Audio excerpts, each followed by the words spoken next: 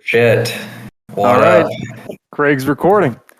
Oh man, what are we gonna do? We have to rely on mod abuse to record in this channel, in this server.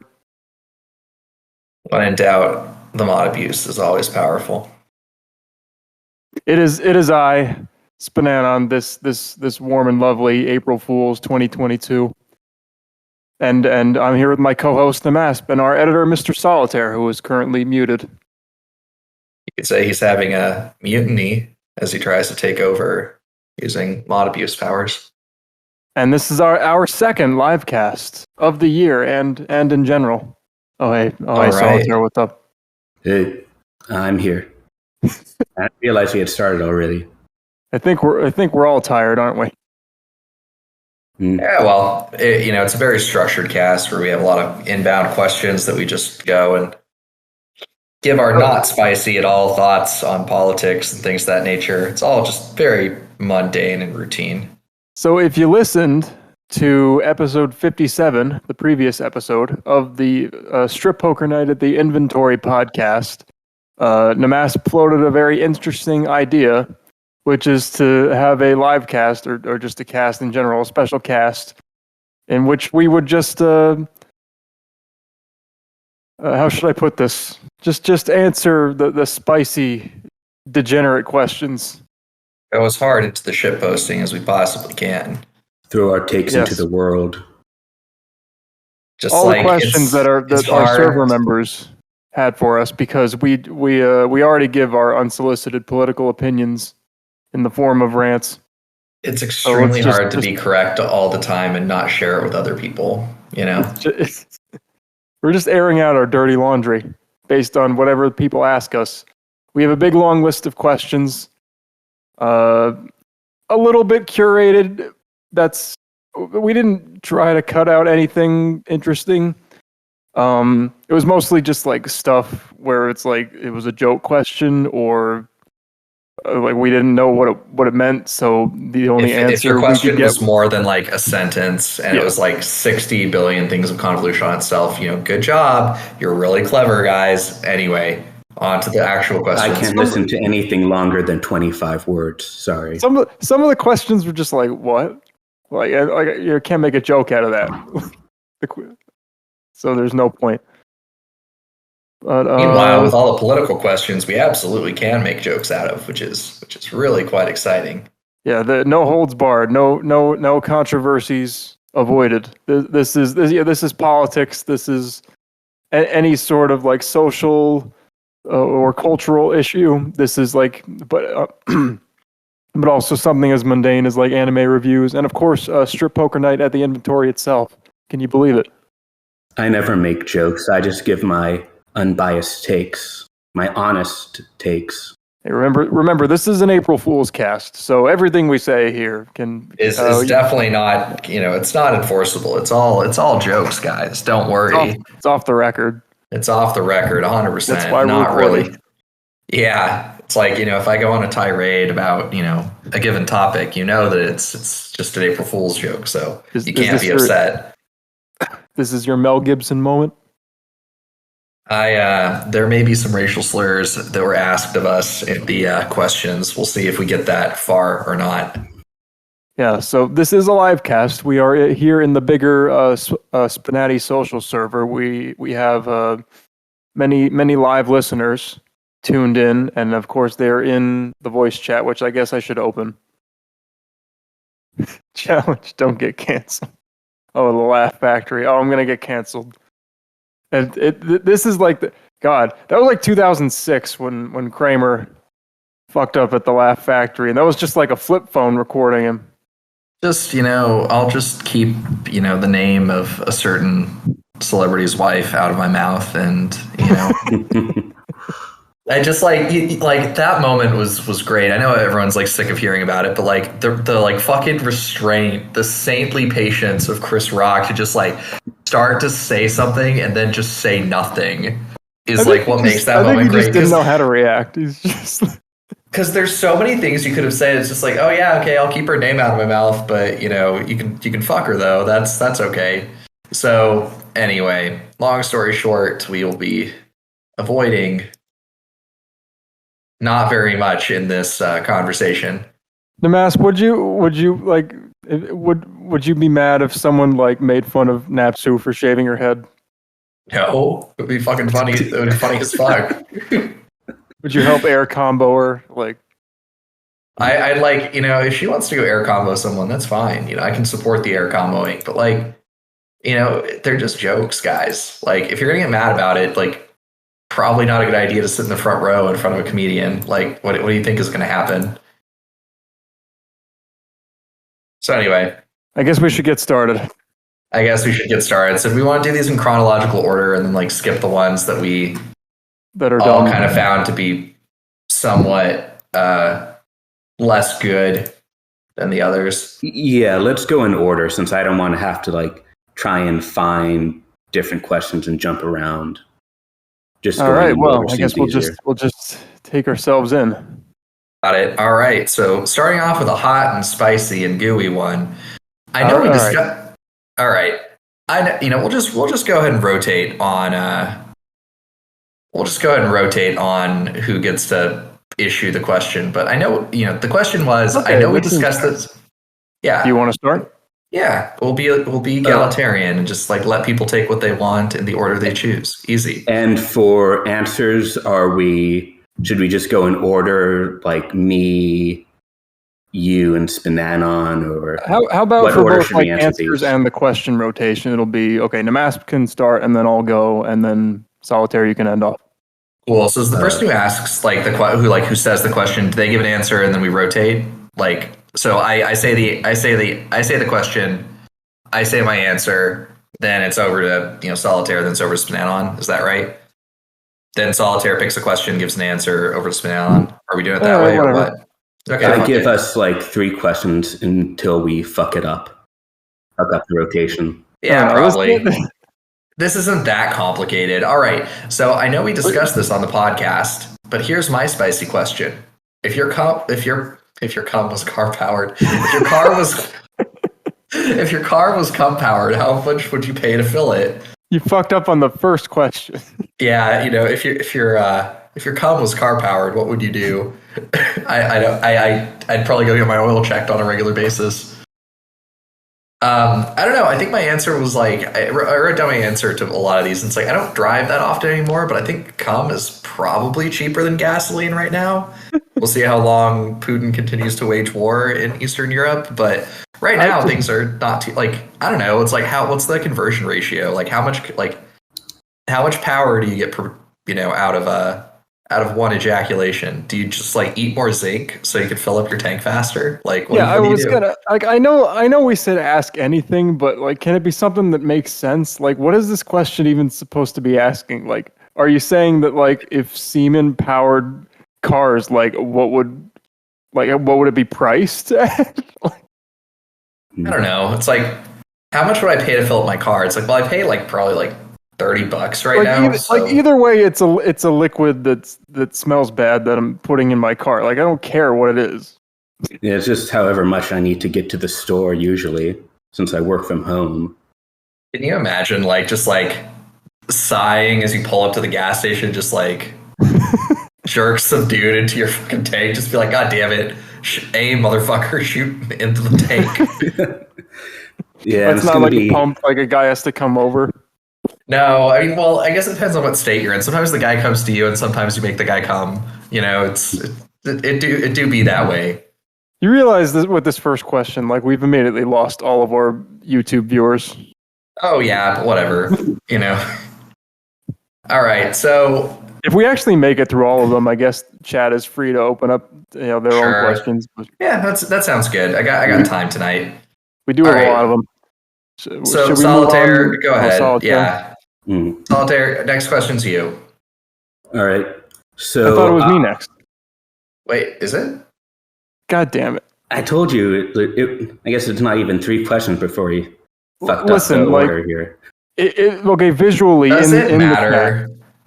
Visually in the chat, it goes like Solitaire and nmasp me. So I assume that means. That makes sense. You're let's go down. So we have a visual. Okay. nmasp go down on spnanon. Okay, so Next question that was actually worth something. This is great. A good question, by the way. Listen, we got a really long-winded one about like Hitler and like your family on sinking boats and shit, and there's a time machine. And my answer to that one is just go to the fucking time machine and save everyone. But okay, actual question. Which 2016 U.S. presidential candidate would your character have voted for? Yeah. Ooh. Well, as we know, you may have forgotten, but Trump and Hillary Clinton were both deeply unpopular candidates. That's what makes this question good, though. Yeah. Well, anyway. Okay. Let me start with my characters, I suppose. Yeah, I don't think Revy has a lot of faith in the electoral process in general. She doesn't strike me as someone that would go out and vote. Okay. Maya and Jura, well, I don't think they have a lot of faith in the electoral process either, because they were like kicked out of their homes and forced to be pirates and with no compensation. That being said, I'm gonna go with Clinton because she's a woman, so they'd probably vote for her. Okay. All right, so like a lot of Clinton voters, but you know, that's our first spicy take. You just know that Trump is the sort of guy who he is like the king of the men planet in the Vandred. I shouldn't say Clinton voters. I should say that was Hillary Clinton's pitch to the American voters was I am a woman. All right, so me. Yeah. So my characters, none of them would vote because all of them are Japanese and they don't have American citizenship. Really, they would have voted for Clinton. In the interest of actually answering the question, though, I'd say Miko would vote for herself as a write-in vote and also win. Miko would have won. I don't think the other two really care about politics, though I do imagine the spicy takes if we allowed a literal dead woman to vote, like Saki. So, you already heard about all the need for voter ID. We all have the need for voter ID for all these illicit votes cast. So imagine if we let zombies cast votes. Dead people voting. Yeah. Hilarious. All right, nmasp. Well, no, there's one more. Oh, and then Reimu, I don't know. She wouldn't vote. She would be too lazy to get out of the shrine.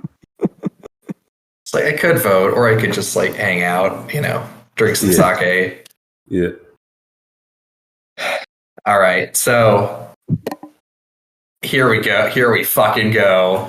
Oh God, Gary Johnson, all of them. Well, no, Gary Johnson wasn't a candidate in 2016. I don't fucking remember the Libertarian. Fuck you. No, Leon would have voted for Bernie, protest vote. Sucrose would have voted for Andrew Yang. Adrian Marinette would have voted for Clinton. Natsuki would have voted for Joe Jorgensen. Mostly for like the memes of like, I get to vote for someone. Election. JoJo's bizarre election. It's exactly the entire driving force there. Someone immediately leaves, just like I can't fap to this anymore. Oh God, you said that like Trump would be like the leader of the men planet, but the male planet is like extremely like hard ass like military dictatorship, basically caste system. I don't know. There's not a lot of gold toilets. They're all like I don't know. All right, so Solitaire, lead us away on the next question. All right. How would you like to die? And my answer is either choking on an immortality-granting life gem or drowning in a pool of elixir of immortality. Fountain of youth. Yeah. Mine was more honest. I was just like quickly. That's it. That's all I had. That's as much as That's as much thought as I gave it. It's just like, I know I don't want to die, but how I want to die quickly. Okay. I don't know. Heroically piloting my critically damaged gunship into the fuselage of the alien mothership. Wow, that's actually really cool. 100%. It's fucking badass. Yeah, that's actually the best way to die. There's like, actually, heart attack after ejaculating. There you go. You come as you go. I was thinking about that, but that's a good one. That's an easy one. Yeah, I mean, whatever. It's like, what are they gonna say? Yeah, you jerked off so hard your heart exploded. Like, that's a fucking winner. Like, damn, your dude, answer. Couldn't you have gone out fucking someone? I mean, same difference. Your ancestors are smiling on you one way or another. Okay. So next question is, which JoJo is the sexiest and why is it Josuke? Well, you're wrong. It's not Josuke. It's Jotaro. Okay, spnanon. I think you need to justify that. Do I? Well, at least give some reasoning. Well, I think like Jotaro is like accomplished, and Josuke is just like some like punk kid in Japan, right? Who happens to like live in an area of relevance. He himself, but like Jotaro is good. Jotaro is great. Like he goes and gets his doctorate. He has kids. He's like an accomplished guy. When he's like 17, he beats the shit out of an ancient vampire. Like that's cool. Go Jotaro. You did it. You're a terrible father, but most 80s action movie star character type things probably are. Does Lisa count as a JoJo? No, because her name's not JoJo. She's got a Joe star. She is a Joe star. I don't know. I want to fuck Lisa. I want her to hum on my balls. I want to see what'll happen. They'll be filled with life energy. Okay. All right. First off, hi, Cinda. Thanks for your question.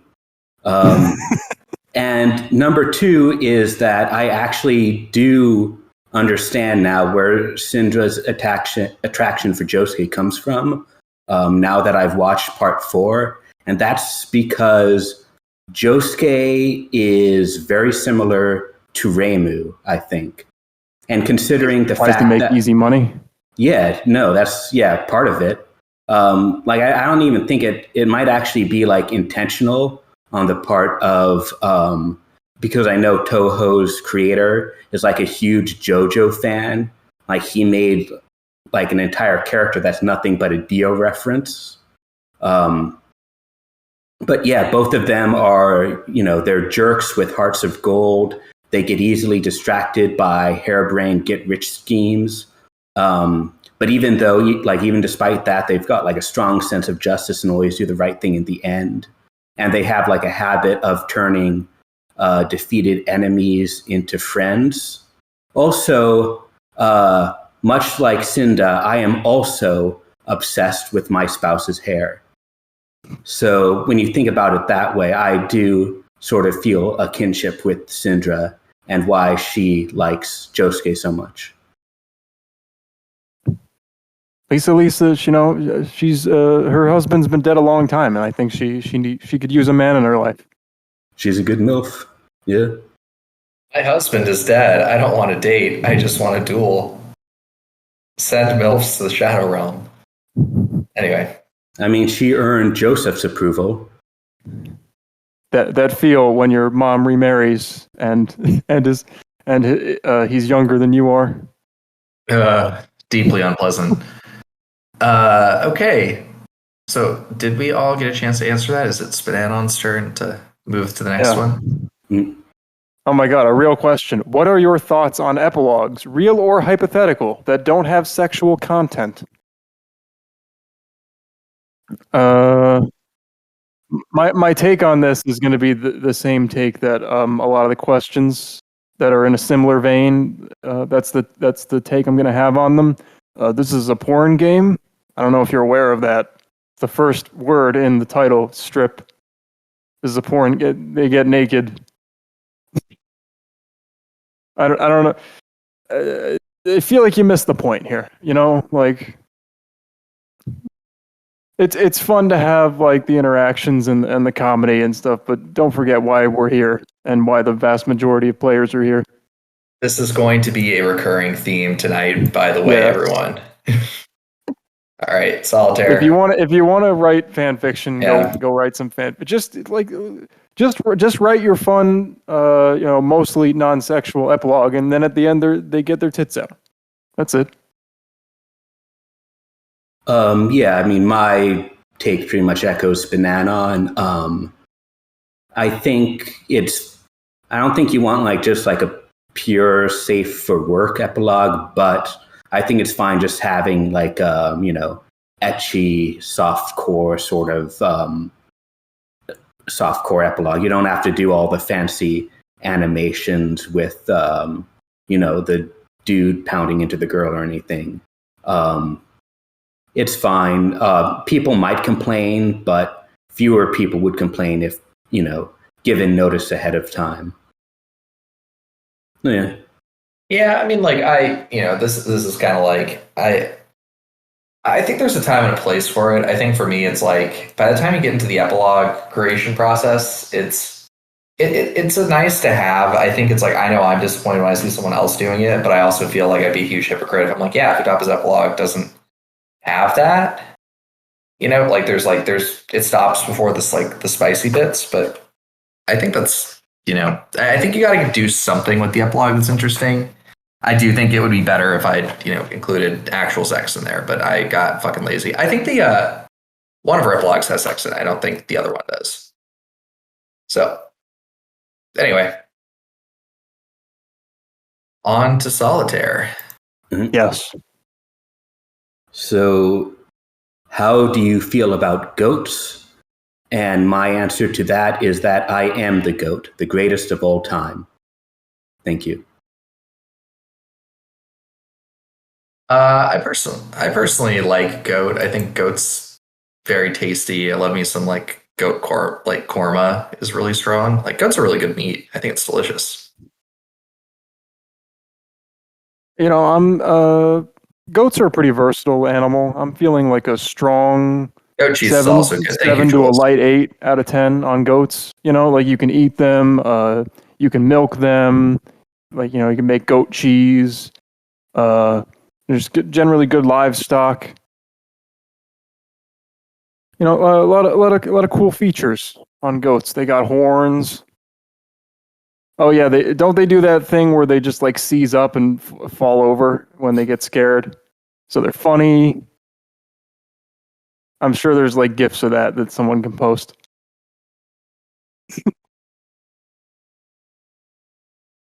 Yeah, pretty good animal. Pretty based. I mean, they're mammals just like us. All right. So I think there it is. Yeah, there it is. I think it's spnanon, right? No, it's you. It's you, nmasp. Oh, okay. Have either of you, or any of you, I suppose, actually masturbated to completion, either playing or as a result of a round of SPNatI? And I think, yeah, obviously, right? Like, that's the point of the game. It's not like every time. It's not that often. But yeah, I mean, it's kind of the goal. I find this to be an incredibly concerning question that you felt the need to ask that. That you felt the need to ask this is like, guys, like that's the point, right? It's like, why did we play baseball? To smack the shit out of a baseball. How did you get here? Like, what are you doing, man? Like, jerk off. Like, it's fine. I don't know. You played. You found this porn game and you didn't think it was worth masturbating to, and you decided to stick around.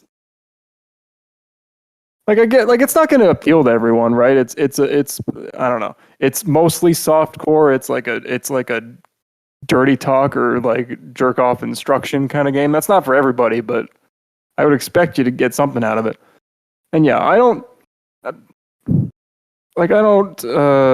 definitely not every time. Because when I'm testing characters, I don't really worry about that too much. I'm just trying to see all their stages. I'm not too concerned with it, and obviously they're not my favorite characters. But yeah, if I think a character is genuinely attractive and well done and well written, sure. I didn't really want to share my masturbation habits, but I guess that's where we're at. Yeah, that's how the cookie crumbles. Such is the curse of the livecast. Sorry, I was in the bathroom. What's up? I know you were. Anyway, I was jerking off to a game of SPNatI. There we go. Just had to rub one out real quick. Yeah, just nice 30 seconds. Yeah, easy. That was my implication. Yeah. But I will say that I haven't for a long time. I think simply because at this point I know the devs too well, so it's hard to jerk off to Ignatz when it just makes me think about Callie. And no disrespect to Callie, I just don't want to jack off to you. But back when I was less connected to the community, sure. If you haven't masturbated to this game, give it a try. Make sure it's still fulfilling its intended purpose.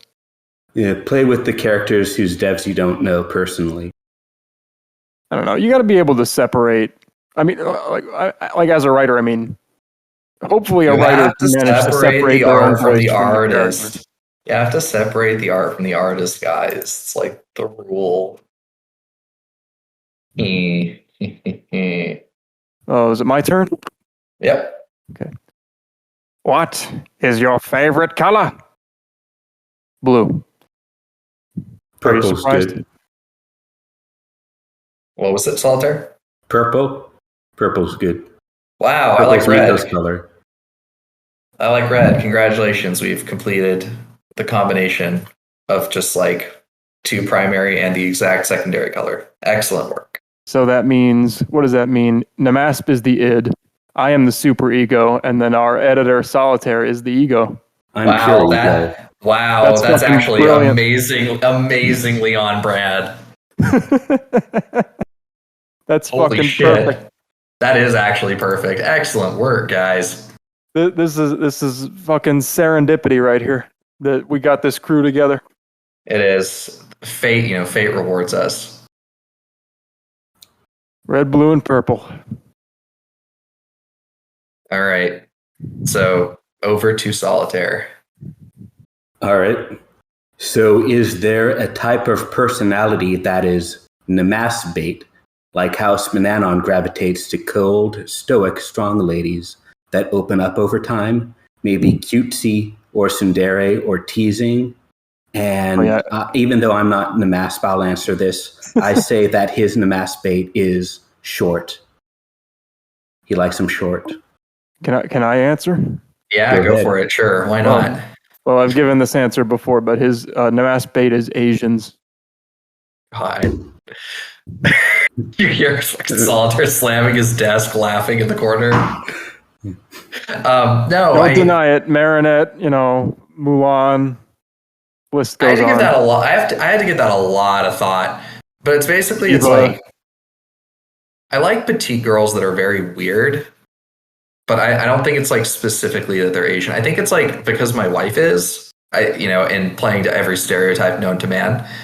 It's like I think like if she were white, I would like white characters for that purpose too. It's like I think there's some bleed there more than there is a structure.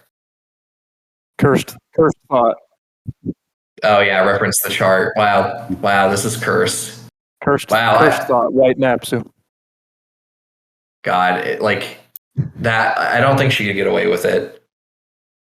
Anyway. Have you ever seen like your racial doppelganger, like someone who looks a lot like you but a different race? Yeah, actually, it's interesting. Anyway, I was like in Italy on a. I was seeing like Black I don't remember. Mask. And I saw this guy. I think he was Asian, but he looked a lot like me. It's like that's my racial doppelganger. Oh my god! And in fairness to that image, like SPNatI is disproportionately Asian, right? Like, anyway, because everyone's from anime, yeah. Well, because everyone's from anime, and it's not a big deal. Like, I don't have any issues with that, but it's like, what? Anyway, hashtag anime characters with European names. Yeah. All right. So the next question that I will ask is, why did Spnanon originally go bald? So we're getting spicy out here, guys. Well, what's your answer?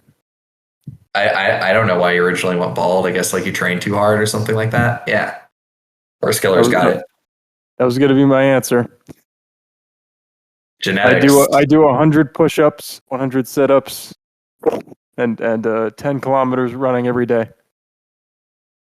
I was going to say it was to unfetter his ki like Master Roshi. Is that canon in Dragon Ball? Is that why? No, it's a joke. It's like, so when Goku originally meets Krillin, he makes fun of him for being bald, and he points to Master Roshi, and he's like, all great ki users shave their head to unfetter their ki. And then Master Roshi just goes, oh no, I'm just bald. Right. Yeah, he says everyone who's serious about martial arts shaves their head, like the Shaolin monks, because that's what Krillin is. Oh shit, right. I forgot that. Yeah. He's got the moxibustion marks on his forehead. That makes a lot of sense. Yeah, and Roshi's just like, no, I'm just old. I'm just bald.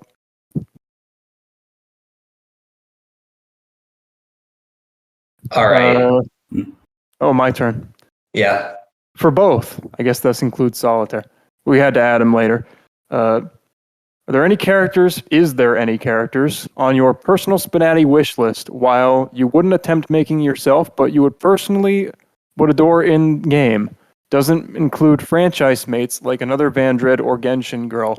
I like how everyone assumes that I'm just like this massive like Vandred stan that's trying to like sell everyone in the series. Like I just like Maya. And Jura has big titties. What's great about this question is it's also like a litmus test to see like how well we can track me to type given the previous question. I'm not trying to make the whole cast here. I encourage someone else to take a crack at the show, because like I would like to work off of a different creative voice in the same universe. But any characters on my personal wish list? I mean, I don't really want to attempt making any more characters at the moment. I talked about like I always talk about like Ale from Mega Man ZX, which is a game that no one played because it was on the DS. And like, they had Mega Man games on the DS. Wow, they had everything on the DS. It was a great console, man. Yeah. People, just kidding. You were perhaps he's just kidding, but yeah, it was Corgi. It was Corgi who liked Barnett. Now I gotta post that GIF. Solid. So what is your personal wish list then? I think my personal wish list. I wasn't done talking, damn it. Yeah. See, Spnanon, only I'm allowed to talk over you. I got you. I can just edit you out.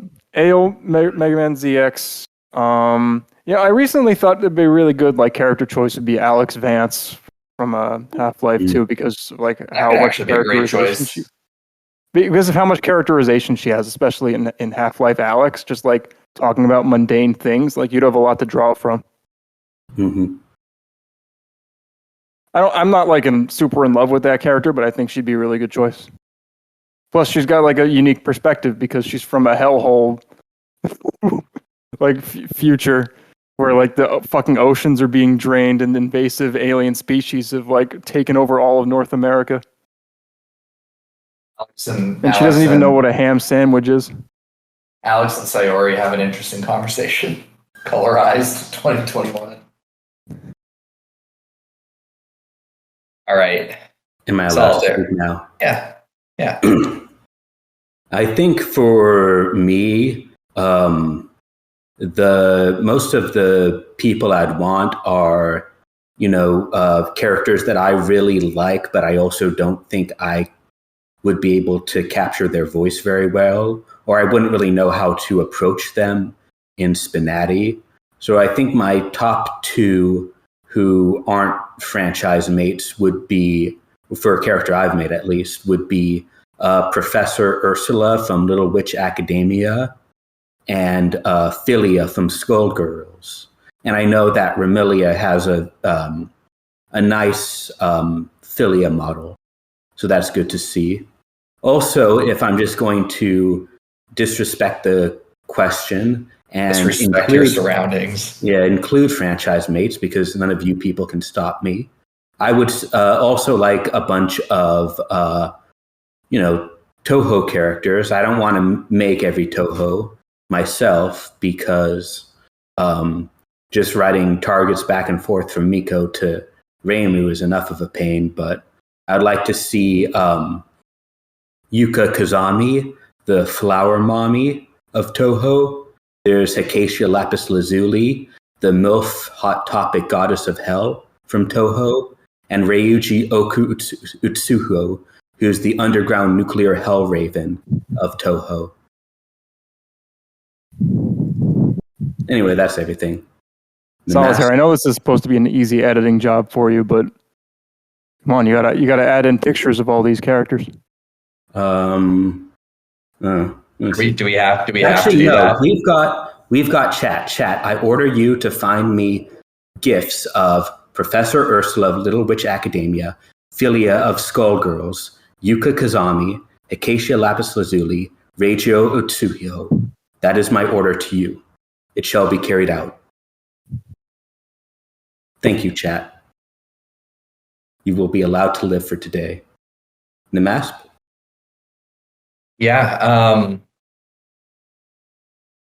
I think like a Diva rework would be really cool. It would be great if someone actually did that and finished it. That would be pretty wonderful if it were a thing that someone were to do. Pandemonica is obviously that's my favorite Helltaker, and I really think she's awesome. I think Botan from Yu Yu Hakusho is a really interesting choice. There's a lot of outfits and a lot of like characterization and simplicity to it, which is really nice, which is really cool. And then recently from like Dress Up Darling, I think Sajuna Inui is really cute. So those would be my picks. I have a couple other things on here, but I don't need to take up tons of hours on doing it. So that's what I got. So I think is it me next? I guess. No, I think it's me. It's me. Yeah. Okay. Where am I? Has SPNatI affected your sex drive in any way? And I don't think so. I haven't noticed anything. That's about it, I guess. Oh, hopefully it's activated it at some point. Well, yeah, but I mean, it hasn't like... I thought like maybe negatively affected, but I mean, it hasn't like... I don't know. I haven't noticed anything that I can directly trace to Strip Poker Night at the inventory. For me, it's a great way to like crowdsource your horniness in some ways. Like it's because it's like, I don't know, if you're just like horny and you just kind of like jerk off, it's like, well, that was that, and then you feel better. But if you use that and channel it into something creative, like it's like the artistic dream. Like you're literally just channeling yourself into doing something more productive, and I think that's wonderful. Your vital essence. Yeah. Yeah, like it's that wonderful feeling of like not getting like post fab like shame. Like, oh, I actually kind of accomplished something productive in this state of lust. I don't know. I don't think it's made any big changes. I think it's generally given me a more academic appreciation for all these characters and like source material and stuff. Yeah, so it's kind of the other way around. That part's actually kind of wild too, because you're just like sitting there and you're like, yeah, how do I make this line work? Or like, how do I do this post? You're not like horny when you're thinking about it, but you're like, oh, okay, that's interesting. And so you can see something like you can like have a critical eye on the smut you consume, which is interesting. Yeah, you kind of like you're able to ignore that you're staring at like you know, you're like very carefully posing the fingers of some girl like masturbating for 4 strangers. Just like, how exactly should this look? You know, just like a sculptor. You know, Exactly. You're not even thinking about it in a sexual way. It's like, how can I capture the emotions she's going through? Also, I appreciate that this next question, someone had to preface with serious questions. Like, yeah, they're all serious questions. We're going to answer all of these. When was the last time you had IRL sex? It says the last time you two had IRL sex, and to my knowledge, I've never slept with either of these other men. So, you know, to be clear, listen, yeah. me and nmasp, we're good friends. We go way back. We met up a couple times. We made out once. We've never had sex. It's true. It's never happened. I didn't have the courage to tell him how I felt, and then he got married. Yeah, he was the one that got away. It makes sense. That's why, you know, we're making up for it with Leon and Maya Lines now. We're just channeling that insatiable man lust. You know, you do what you got to do. We'll keep on bantering, man. There we go. Anyway, the last time, I think it was like Tuesday night for me. What day is it? Is it Thursday? Yeah, it's Thursday. Yeah, so it would have been Tuesday night. That feel when Napsu says Saturday. Lamau.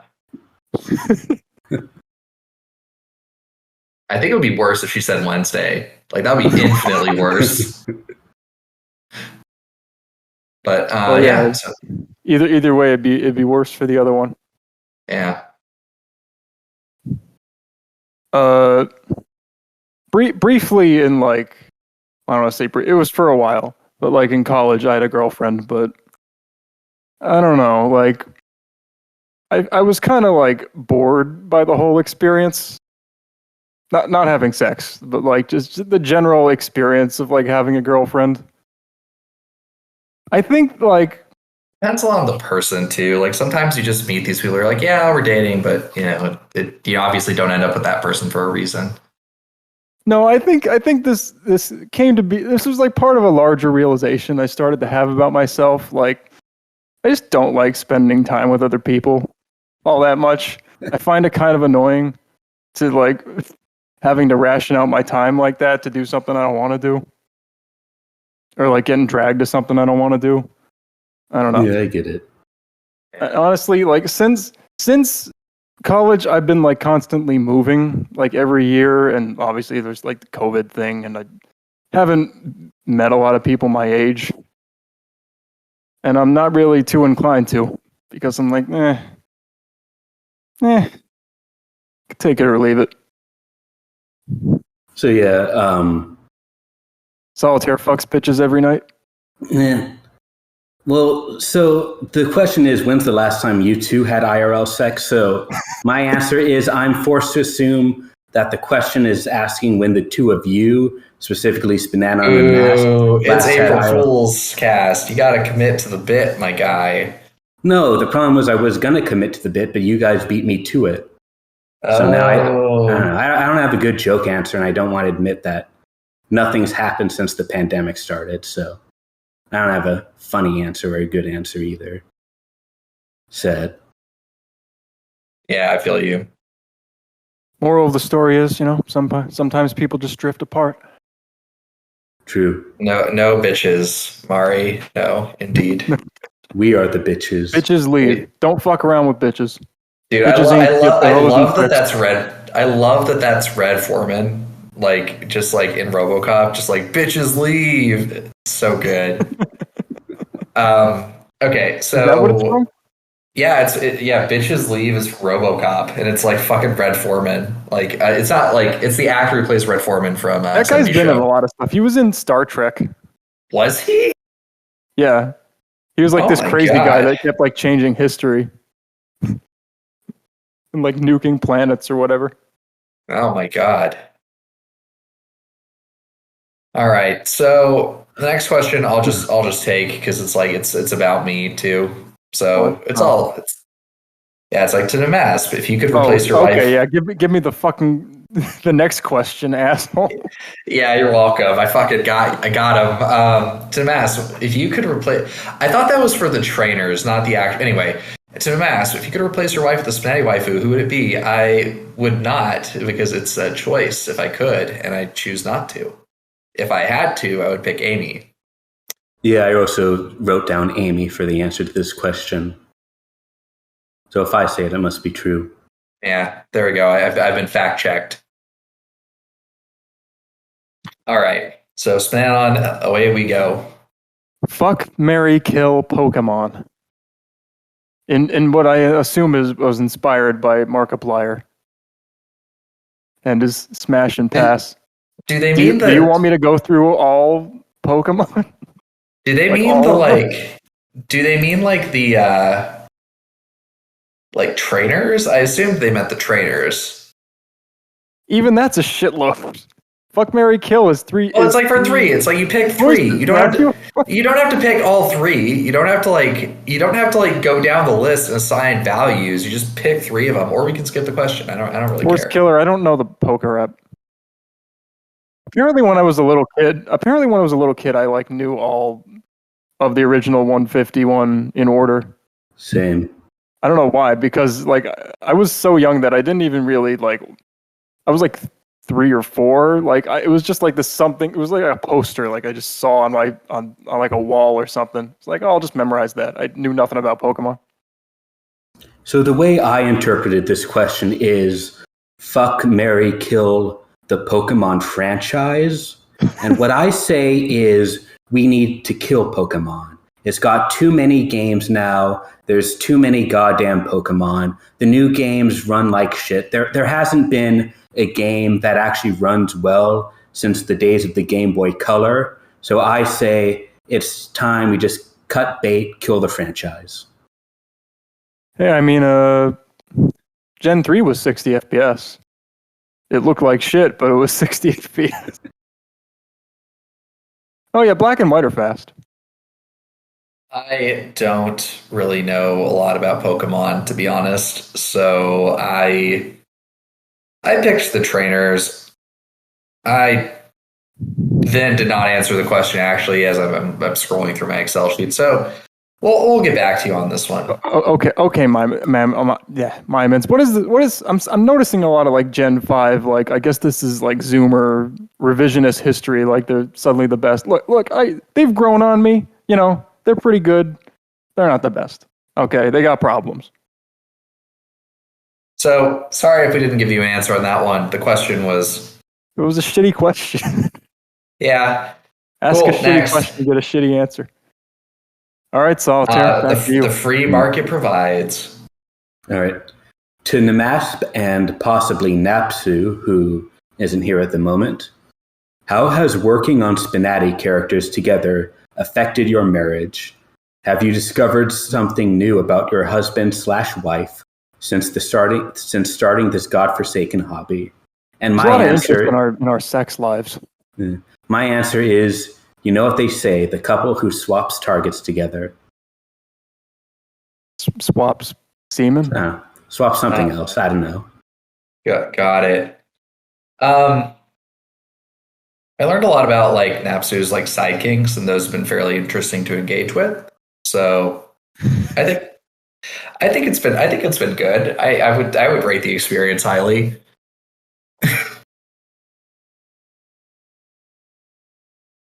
And that's all I really got. You know, I would rate the experience. It would be great. Okay. So the next question is, what are your thoughts on the male characters in the game? You know, not really that complicated. I mean, I think they're good. I think there's some of them that are like too, like, kind of lean too much into the memes of themselves rather than trying to appeal to a core audience. But I think on the whole, they're good. I think they're getting better.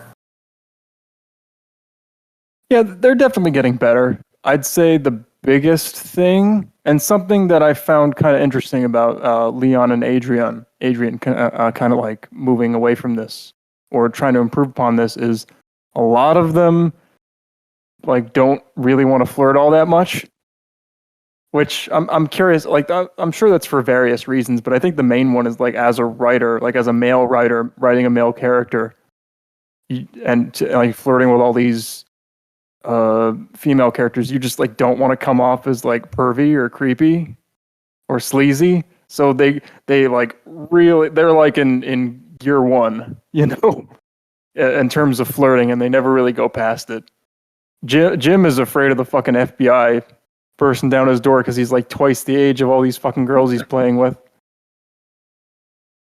I'm just making the Coomer face in the corner while I write these characters, so whatever, you know. Yeah, I think that's the main thing. Is a lot of them just like they're afraid to hit on the girls. That's the impression I get. Yeah, so yeah, I think some of the male characters are, you know, they don't lean into the premise of the game enough, which is that they should want to put my penis in their mouth. But at the same time, you know, some of the male characters in the roster, I would like to put my penis into and then ejaculate. So there's no one size fits all answer to the question of male characters. Some are good, some are, you know, not as good as they could be. Same with the female characters, in my mind. Okay, player would get jealous. Maybe, but like again, like why'd you pick him? You know? Because I want to put my penis into them and then ejaculate. Leon S. Kennedy is a handsome man, and if I put him on the table, I gotta expect that some of the girls there are gonna give him the bedroom eyes instead of me. Like I brought that on myself. I picked him. I just like I think this idea of like don't like it's like, but it's like I'm getting NTR. It's just like, well, that's your choice, dude. Like, why'd you put him there? Like shit, dude. You want your harem. You don't invite your fucking bro into like the concubine chamber and be like, hey, you know. I mean, like, yeah, it's like, you know, look, dude, if you want, like, you don't go to like the fucking like Magic Mike show to pick up women. Like, you're not gonna win. Like, you don't win. You don't win at that exchange. You can pick up some dudes, but you're not. You know, it's not what you're there for, man. That's the risk you take as like a swinger, you know. Like, what if his dick is bigger than yours? Yeah, I don't know. You know, it's just that's the risk you take. And with that, you know, the other risk you take is like not ending up getting the best head, which is the question next. Is that your question? What? Yeah, No, that was mine. just Who getting the best head? Miko. I'm going to assume that's referring to the pictures I posted to represent us. Wait, there's pictures to represent us now? Is that in the poll? Yeah, the Saitama and the Jack. I guess. Who's getting the best head? My answer remains unchanged.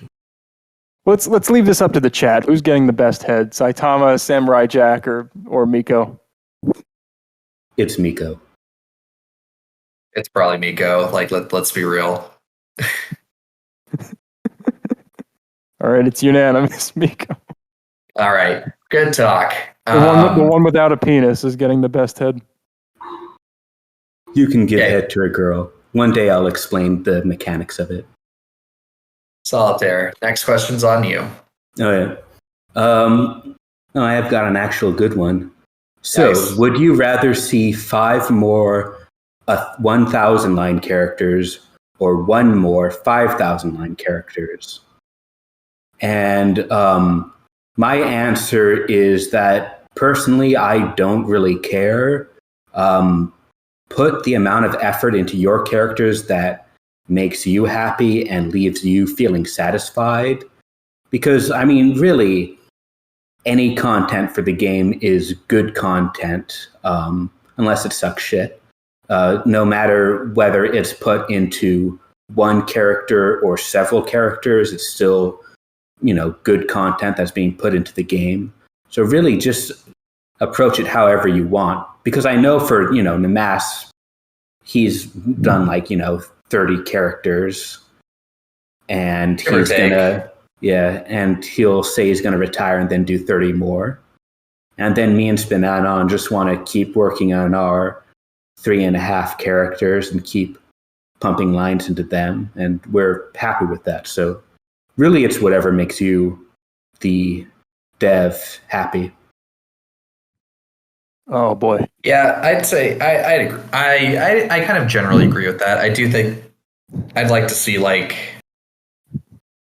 think 5,000 line characters is my honest answer, because those 1,000 line characters can become 5,000 line characters if they're good, but if they're not good, it's 5,000 lines that I don't really choose to engage with. So I just recommend people, try make that people feel very married to their characters. So this was true for a long time, where it's everyone's just got I gotta do all the stuff. It's okay to just make a character, let them in the game, and then stop updating them. Someone else will update them eventually if they're good. Not a problem. Yes, it's okay to do that unless you're me and Ryuko, and you'll get grief for it forever. Yeah, exactly. About all things in balance. God, it's been an hour already. We're barely through any of the questions. There's well, we're gonna go as far as we can. We could also bum rush some of these. We'll see. Yeah. I think overall, for most people, players especially, and generally for the health of the game, 5 1,000 line characters is probably better. That's 5 different characters, so that's 5 more potential fan bases. So, and again, you're not putting all your eggs in one basket. Basically, if a character is not interesting for those 5,000 lines, then it just kind of goes to waste, at least in terms of what you can engage with. That being said, I do really appreciate and respect when someone cares about a character that much and is willing to put that much effort. And the 5,000 lines are really good and they're really super complex and detailed. That has value as well. I think that's not something everyone should strive for. But if you really have that strong of a connection to the character, then you should go ahead and try to make it happen. Right? Cool. Is there anything you have a phobia of? I am actually very afraid of suffocation and drowning, and it's one of the reasons why I dislike large breasts. It's actually factual. Spananon. I'm laughing at your phobia, sorry. Does a phobia have to be an irrational fear? I don't think so, no. I don't think so, for the sake of the question, right? I don't know. I can't really think of anything. Maybe castration.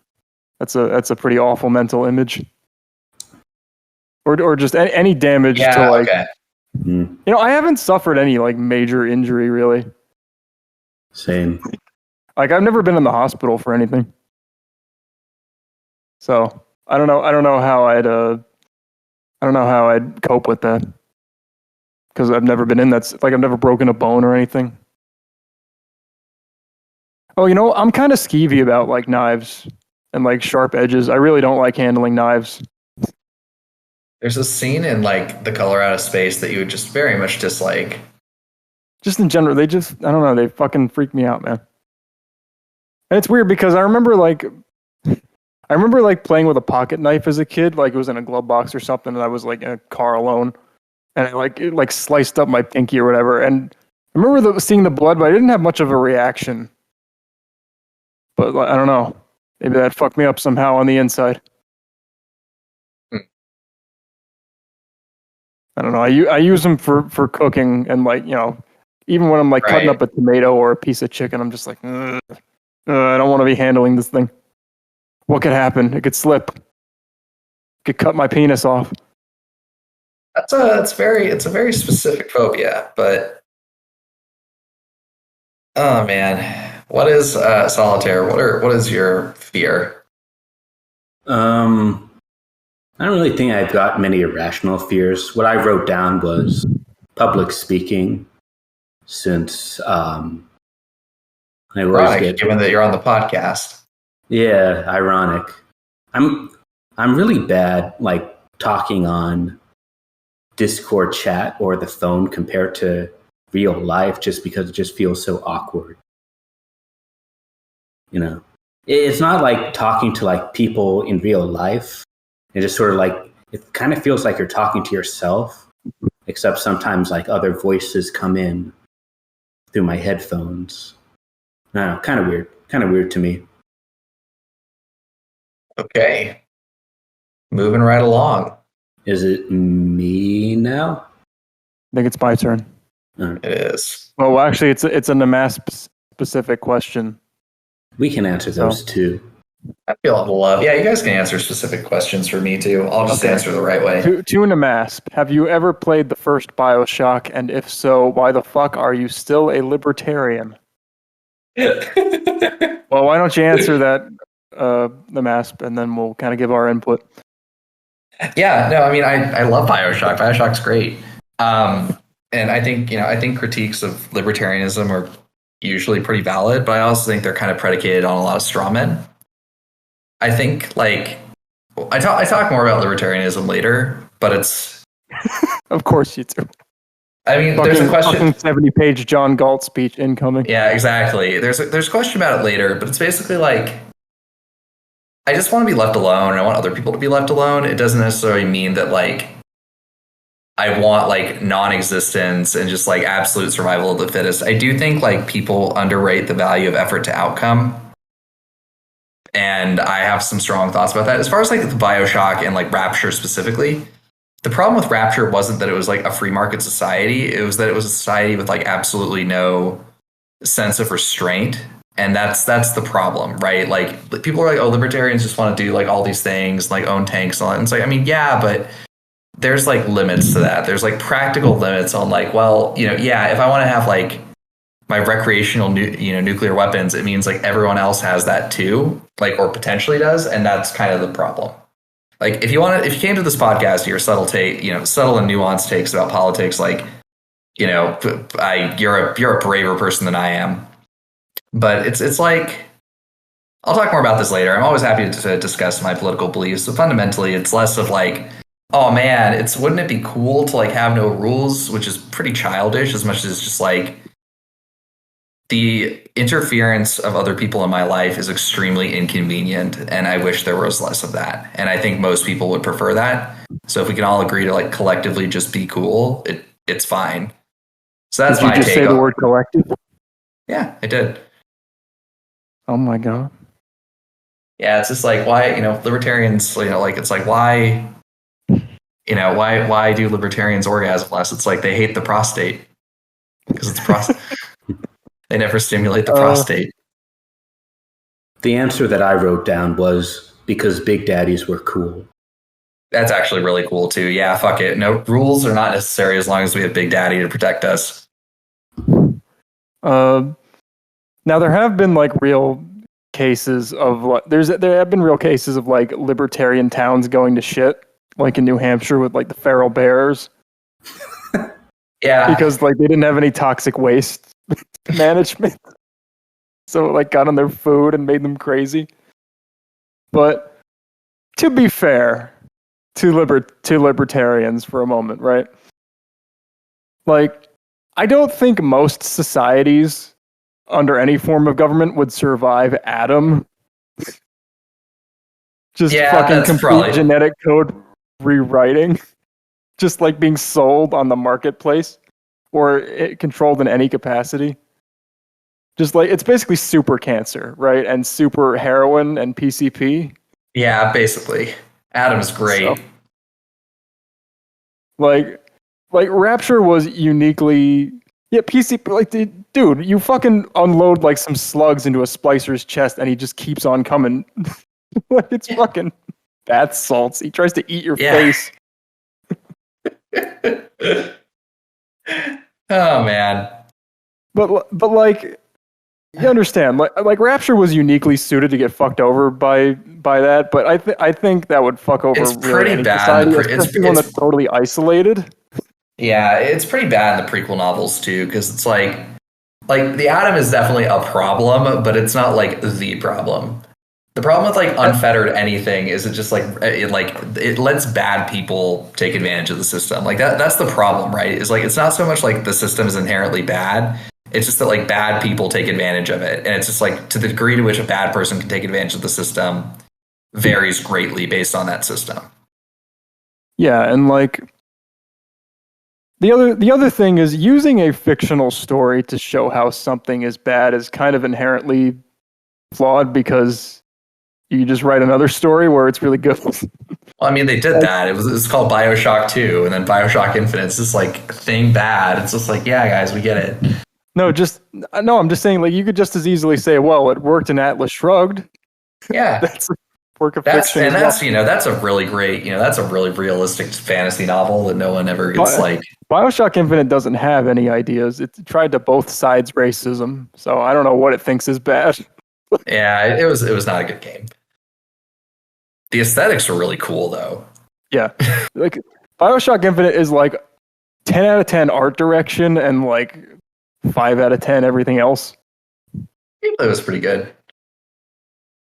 Yeah. But anyway. You shouldn't make the player self-insert, like, spoilers, but you shouldn't make the player self-insert the bad guy. Because no player is going to think like, oh, yeah, I'm a piece of shit. For sure. Well, I mean, I think you can. I just think you have to like start from that concept, right? Like, no one picks up like I don't know, like I'm trying to think of an example where like you just like play a horrible monster, but I'm actually struggling to think of something. Like imagine like Half-Life, except everyone's kept telling Gordon like what a fuck up he was. Please stop, Gordon. You're just making it worse. So. Let's keep moving though. Like there will be plenty of time for political questions, but all right. So here's a question that's completely apolitical. Yeah, exactly. Favorite president, and I put down William Henry Harrison. Well, he didn't last long. Why? Because he died after 30 days. Nice. Presidential 30-day challenge. Gone wrong.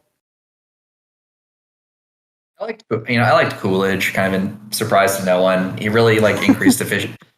He increased efficiency in government. He banned like strikes by the police unions because it leads to public unrest. Lower taxes really stimulated the economy. I think like I really like Coolidge just as a human being too, because he is like essentially this awkward kid that grows up on a farm and then kind of like stumbles his way into the presidency, and then is just like, yeah, I got promoted to president because like, I was the vice president. The guy who like was supposed to be president fucking died, and then like at the end of my one term, I decided to quit. That's it. Like it's I stayed love Coolidge. in the hotel, I think, in San Francisco where Warren Harding died. Yeah, Coolidge was really good. Like Coolidge is just really really good dude. He like showed up, he did his job, and he left. And I think that's admirable for any politician, is just fucking leaving. Like, good job.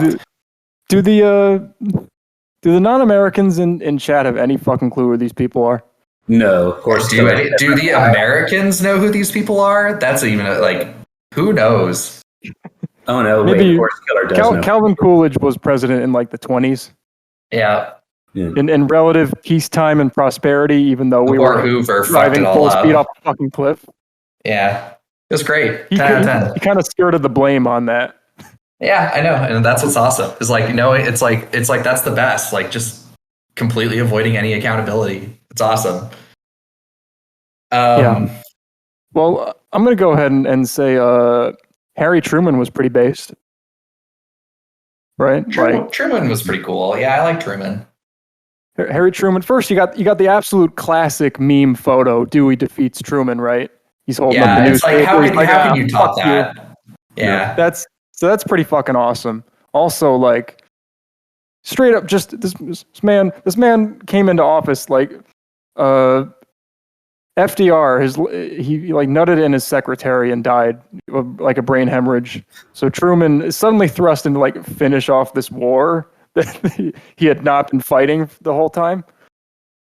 And he's just like, I'm gonna nuke Japan twice, and because of that, anime exists.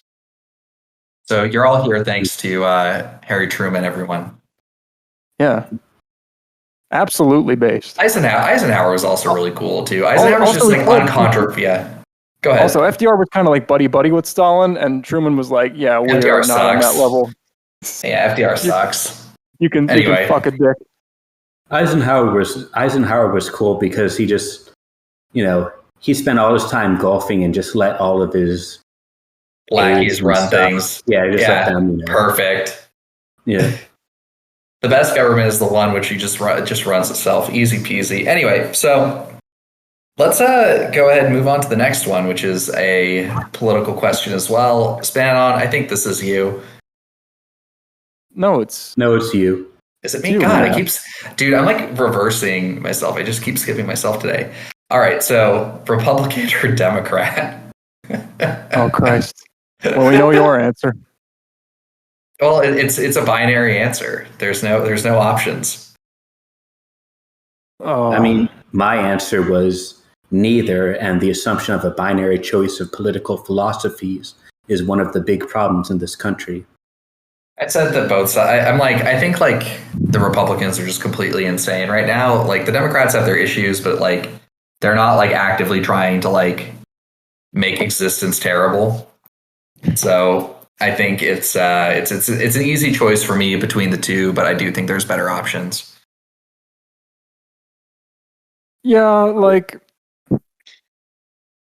one of the big problems facing this country right now is like, see the thing is, I used to be one of those people that's just like, yeah, politicians all suck. Like Republicans and Democrats, they're just like two sides of the same coin, man. But it's like the choice of like, would you rather be like kicked in the shins or like shot in the dick? And it's just like, well, those are I don't want either of those, but there is a choice, Well, it's like that's just shit Republicans say to like drag Democrats down to their level at this point. Like that's the thing. Like it's not that like Democrats are awesome or even really all that competent or beyond reproach. It's the false idea that Republicans are like this legitimate alternative when they're just a bunch of fucking jokers, man. Like they don't even have an agenda, much less any like concept of government. I'd love to have more political parties if we didn't have the two-party system and like people like banning ranked choice voting. Like, are you fucking kidding me, Florida? Get your shit together. We need two political parties, the socialists and the communists. That's no. All right. It's like, so, I don't want to fucking, I don't want to sit here and try to like defend every mistake fucking Joe Biden or Nancy Pelosi makes. But then when instead of a sane opposition party, we get fucking, who would be better is the orange narcissists. Yeah, it's just such a fucking like it's like alternative. Like, please, like, do something that's like not like just horrifying. Like, it's like the bar is so low. Like, it's so low. Anyway, facts have a liberal bias. Yeah, I mean, it's hard to be right. So, taco trucks in every corner. That's what I want. Yeah, that sounds awesome. Dude, that sounds fucking sick. Yeah, dude. All right, so the next question, Spananon, is the hentai tag question. Am I reading this? Okay. Yeah, it's you. Your favorite hentai tag is now applied to you. For example, if you like Fuda, you are now a Fuda. How fucked are you? I like vanilla and like cream pies. Does that mean I'm getting cream pied? I guess so. Yes. I'll let chat decide. Well, for me, it's I'd be pretty fucked, but I'd be fucked prettily, so it's all good. I guess if I'm getting cream pied, that's fucked pretty hard. Yeah. For me, nothing changes. There we go. Solitaire. Next one to you. Wait, I gotta scroll down. There's this big long question. We're not gonna do that. I crossed that out. Yep. I still have to scroll down though. All right, so opinions on Vor. Not my thing, but you do you. Yeah, it's like, hey man, whatever floats your boat. That's why I think it's not for me, but you do you. Do not do you. You should get a new. You should get a new fetish. Reevaluate your interests. Spnanon with conviction. Excellent work. Listen, I feel like the line to be drawn here is like, if you have a fetish that you can't actually do in real life in a healthy and safe manner, it's probably too extreme. You got to reevaluate things. I actually, I think that's a solid take. I don't agree with it, but I think it's a solid take. Like if you aren't even able to actually act on your fetishes potentially in any reasonable way, like, come on, man. The question was opinions on Vor. I know. There you go. All right. So me next is, wait, no, it would be me next. Most embarrassing thing you've made NSFW art out of? It's such a weird question because, like, yeah, I mean, it's like, that's kind of obvious. Like, I commissioned a bunch of SPNatI art late last year. Like, I'm not embarrassed, but I guess it's embarrassing. So, yeah. Okay, that's all. I don't really have any more concrete thoughts than that. That's kind of the nature of art, man. You gotta put a piece of yourself push past your shame. Push past your shame. You make a character for SPNatI, you got to be like, yes, I love this character. I want to fuck them. I want to marry them. This is how much time I want to spend with this character, and I'm putting that out there, and I might get hurt. People might hate them. People might call them ugly and stupid. That's embarrassing. I mean, I don't have the skills to make not safe for work art, so by default, it's going to be anything I made for SPNatI. None of which is embarrassing because I'm, phenomenal at it, but still, by default, that has to be the answer to the question. Okay. So it's, SPNanon. I guess this next question's for you, the people. Let's see here. SPNanon, would you lick Maya's booty hole? Yes. I also think SPNanon would lick Mia's booty hole. And I do it for me. Not for her. I do it for me. There you go. All right. Solitaire, next question. Favorite character from a series you haven't played / watched in SPNatI? And so I'd say probably like the favorite characters that I like from SPNatI that I haven't actually ever played ever. I'd say probably the various Genshins, Hu Tao, Fischl, Sucrose. Those guys are all solid. Also, probably like Adrian and nice. Fina. And also Larachelle. I never played her original game, though I have played the Fire Emblem Gotcha game where she shows up. Oh yeah, those guys.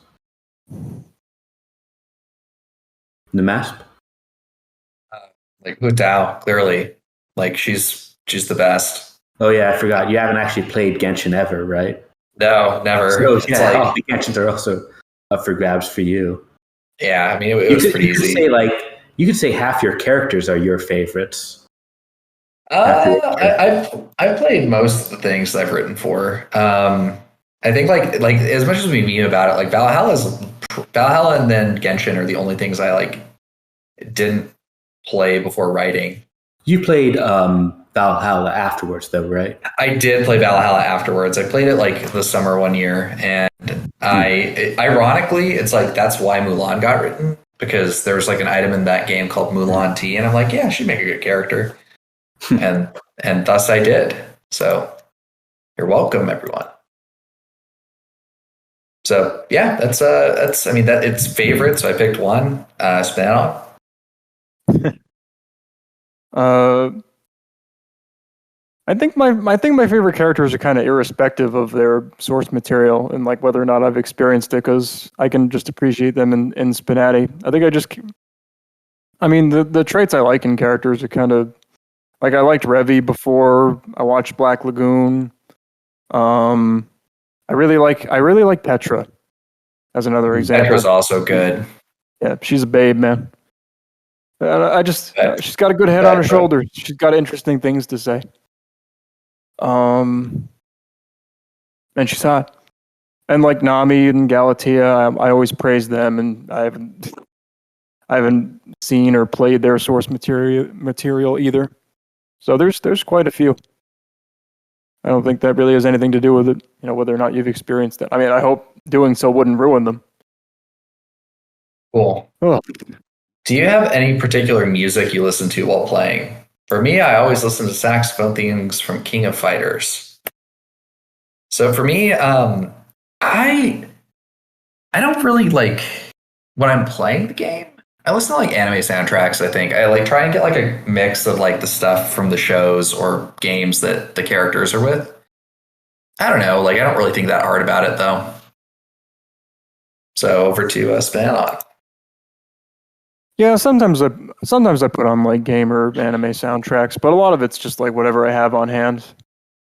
A lot of like the more typical music that I got on my phone or whatever.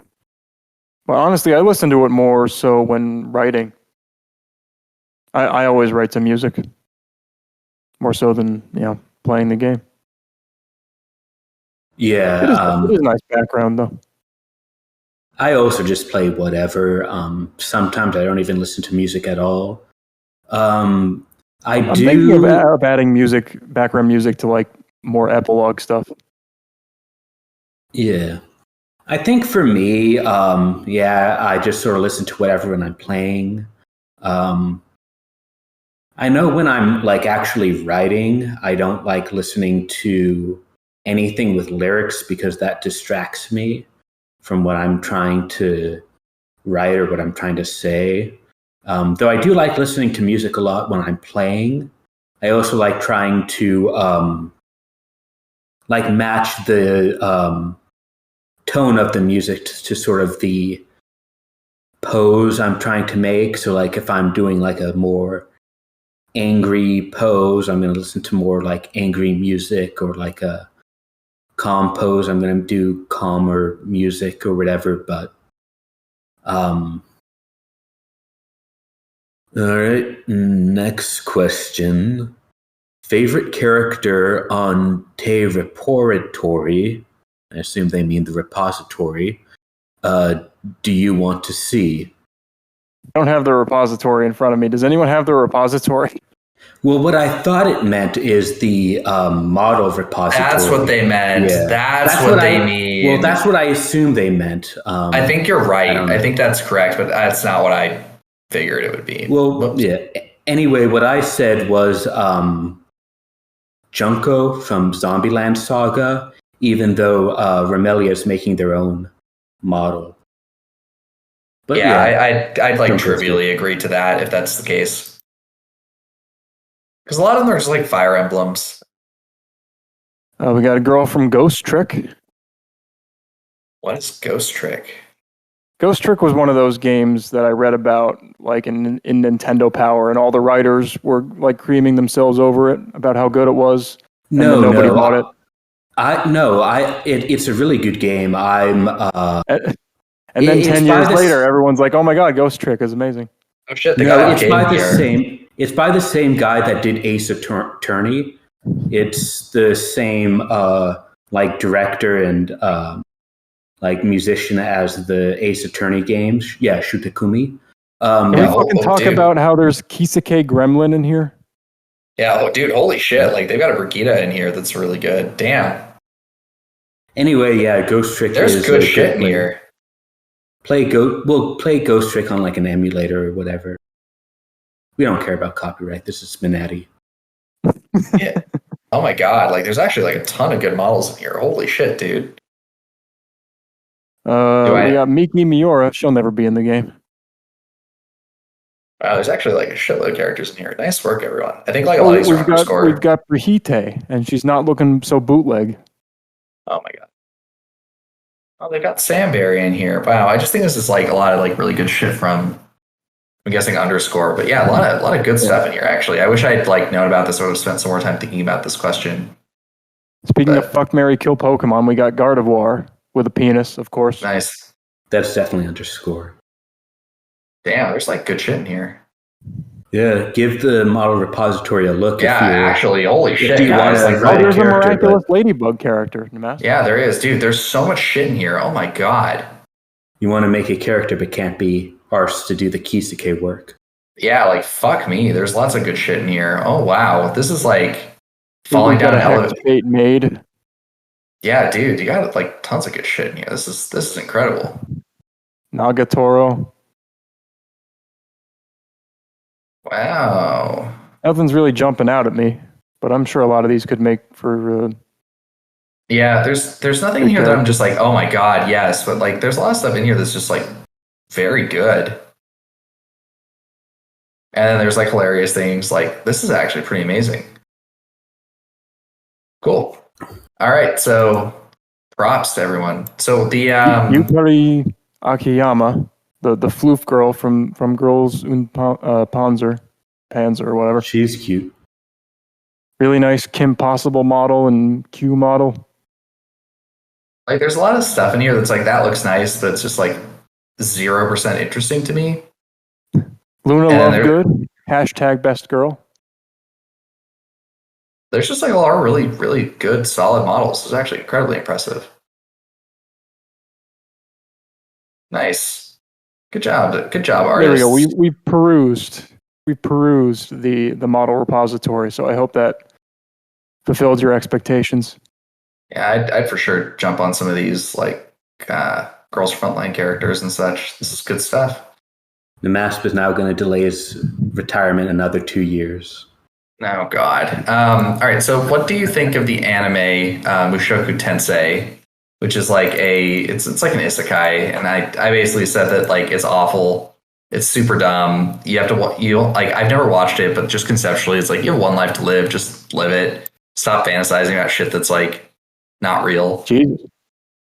It's bad. Like, it's like I'm one of those people that was like in like Final Fantasy Tactics Advance, where everyone's like, "Oh, Marchie just destroyed his friend's dreams." It's like, well, tough shit. Like, your dreams aren't real. Go live the real life you are entitled to, and that's it.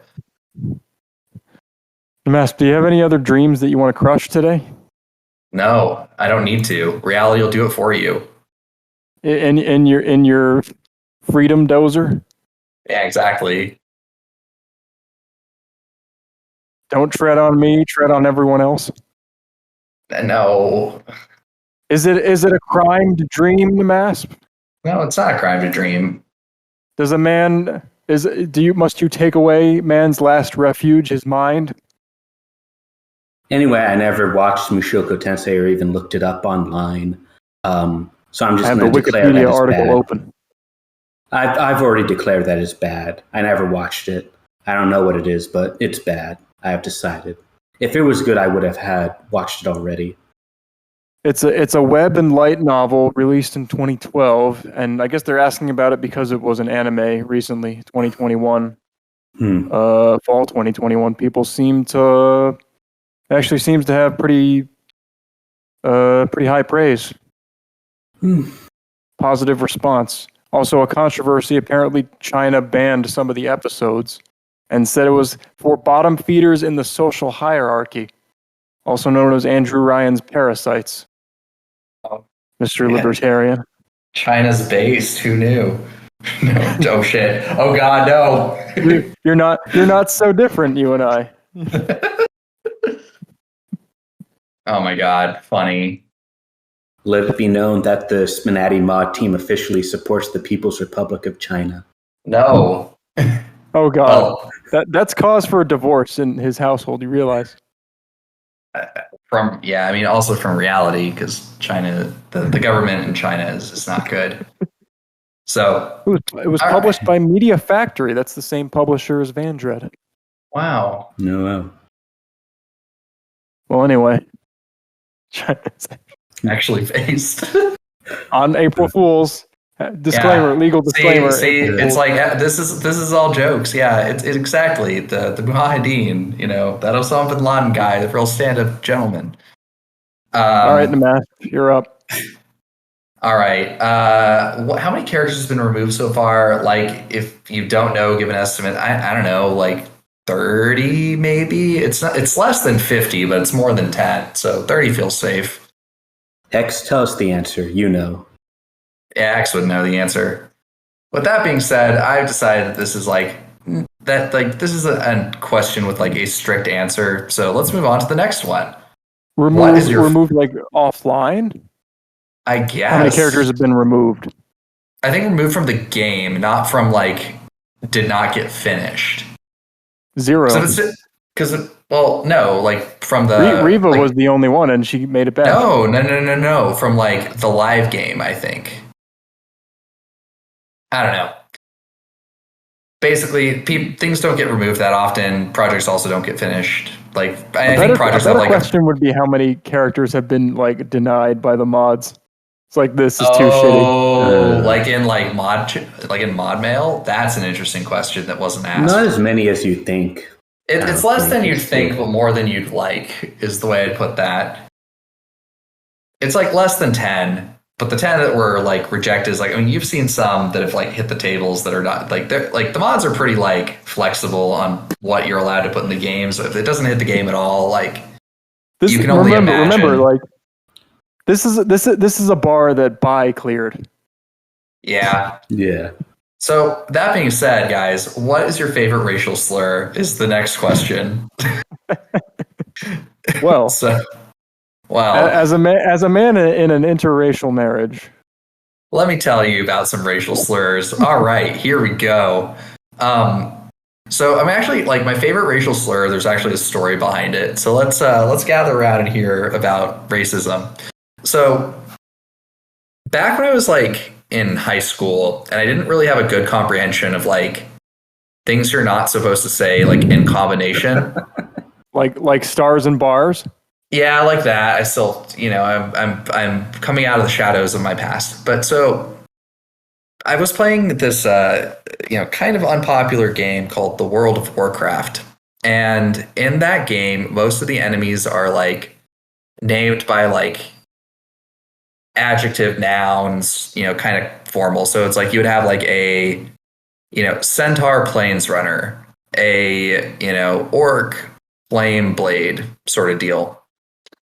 So I kind of adopted that. I was like one of the things like there's a question later about like how I learned English, and I played a lot of like Dungeons and Dragons with people and like just use that to learn complex verbiage and things. But I basically was running these little lizard people called kobolds. And I needed like ways to distinguish between like the unit names.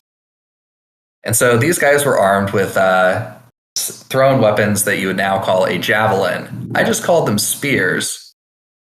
And apparently you're not supposed to use the phrase spear chucker as a combined phrase because it's apparently a racial slur for certain groups of marginalized people.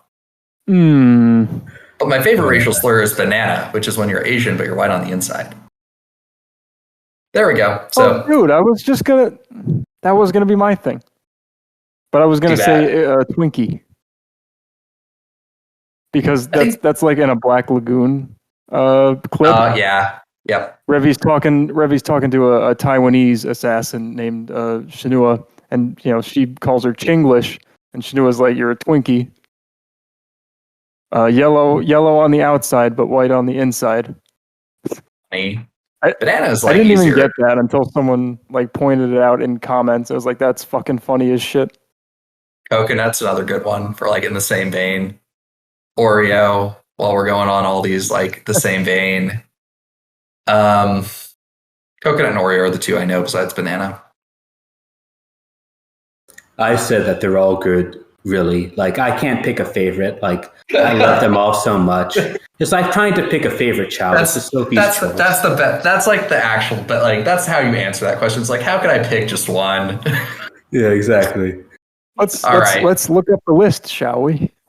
All right, so let's look up on Wikipedia. Let's go to the next. Let's go to the next question, Spnanon. It's up to you. Save us from our racism. Favorite type of porn? Well, isn't this broad? Favorite type of porn? Well, I don't want to say something really generic, right? Like, a lot of these would just be like sex positions. You know, it's not really a type of porn as it is like a porn shot. So I don't know, something like kind of fetishy. And I think it's like supposed to be like what when you're like going to Pornhub and it's just like yes. Like, what do you type in? What do you type in? Yeah. I'm not really that big on this in terms of like live action, but SPNatI is kind of like a jerk off instruction game. Unfortunately, most jerk off instruction, even especially like videos, they're like the girl's not all that creative. She wasn't paid to talk, so it doesn't tend to be that interesting. Also, you still got to get your tits out. I'm not going to jerk off to you talking at me. Right. But I don't know. I find that kind of interesting. Solitaire. It is what I'm actually doing, so it's a little more engaging. I think that makes sense. I Solitaire. Go for it. You know what mine is. I don't know if I do. I don't. It's Harry. Yeah. Okay, that makes sense. H-A-I-R-Y. Yeah, that makes sense. I like amateur stuff. Don't you get tired of being a caricature of yourself? No. I don't really have like a lot of... I like amateur. I think it's just... I like the style better. I think professional stuff just feels very weird to me. Yeah, same. Like, if it's not like people just kind of messing around and filming it for like their own fun, it's like... It just feels like it's like... I don't know. The porn industry is like very like exploitive in a lot of ways. And I feel like if I'm watching something, even if it's for free, that someone was like paid to film, it feels like a perverse incentive. So I don't know. It's like I want someone else to like be getting off to the idea that I'm getting off to it. Like that's fine. Yeah. So I don't know. Amateur is what I find kind of gross and creepy. Really? Why? I don't know. Like the people are more gross. Half the time you don't even see their faces. It's like, should I be? That makes it better.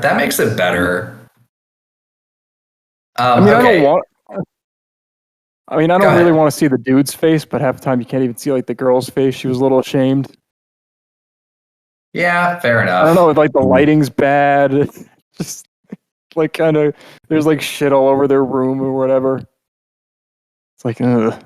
Yeah, like that's the part that bothers me. Is like, do you people not clean your room? Like, oh my god. No, dude. Do you see how people live? Have you ever been in like anyone's car? Oh god, yeah. I mean, like my car is not super clean, but it's like I have a trash can, and just the shit goes to the trash can.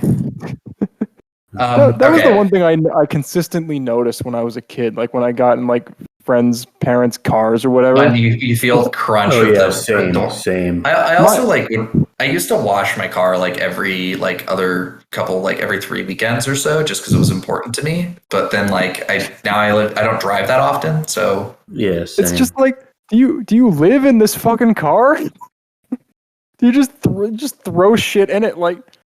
Yeah, it's gross when you have, I don't drive anymore at the moment, but when I had a car, it was fucking spotless inside. I'm not like spilling soda or shit all over it. Like, what just the dump fuck? Dump the fries out on the floor. Yeah, that's the grossest shit when you just have like how are you fast this food bags comfortable at in the your bottom. car? And it smells like fast food.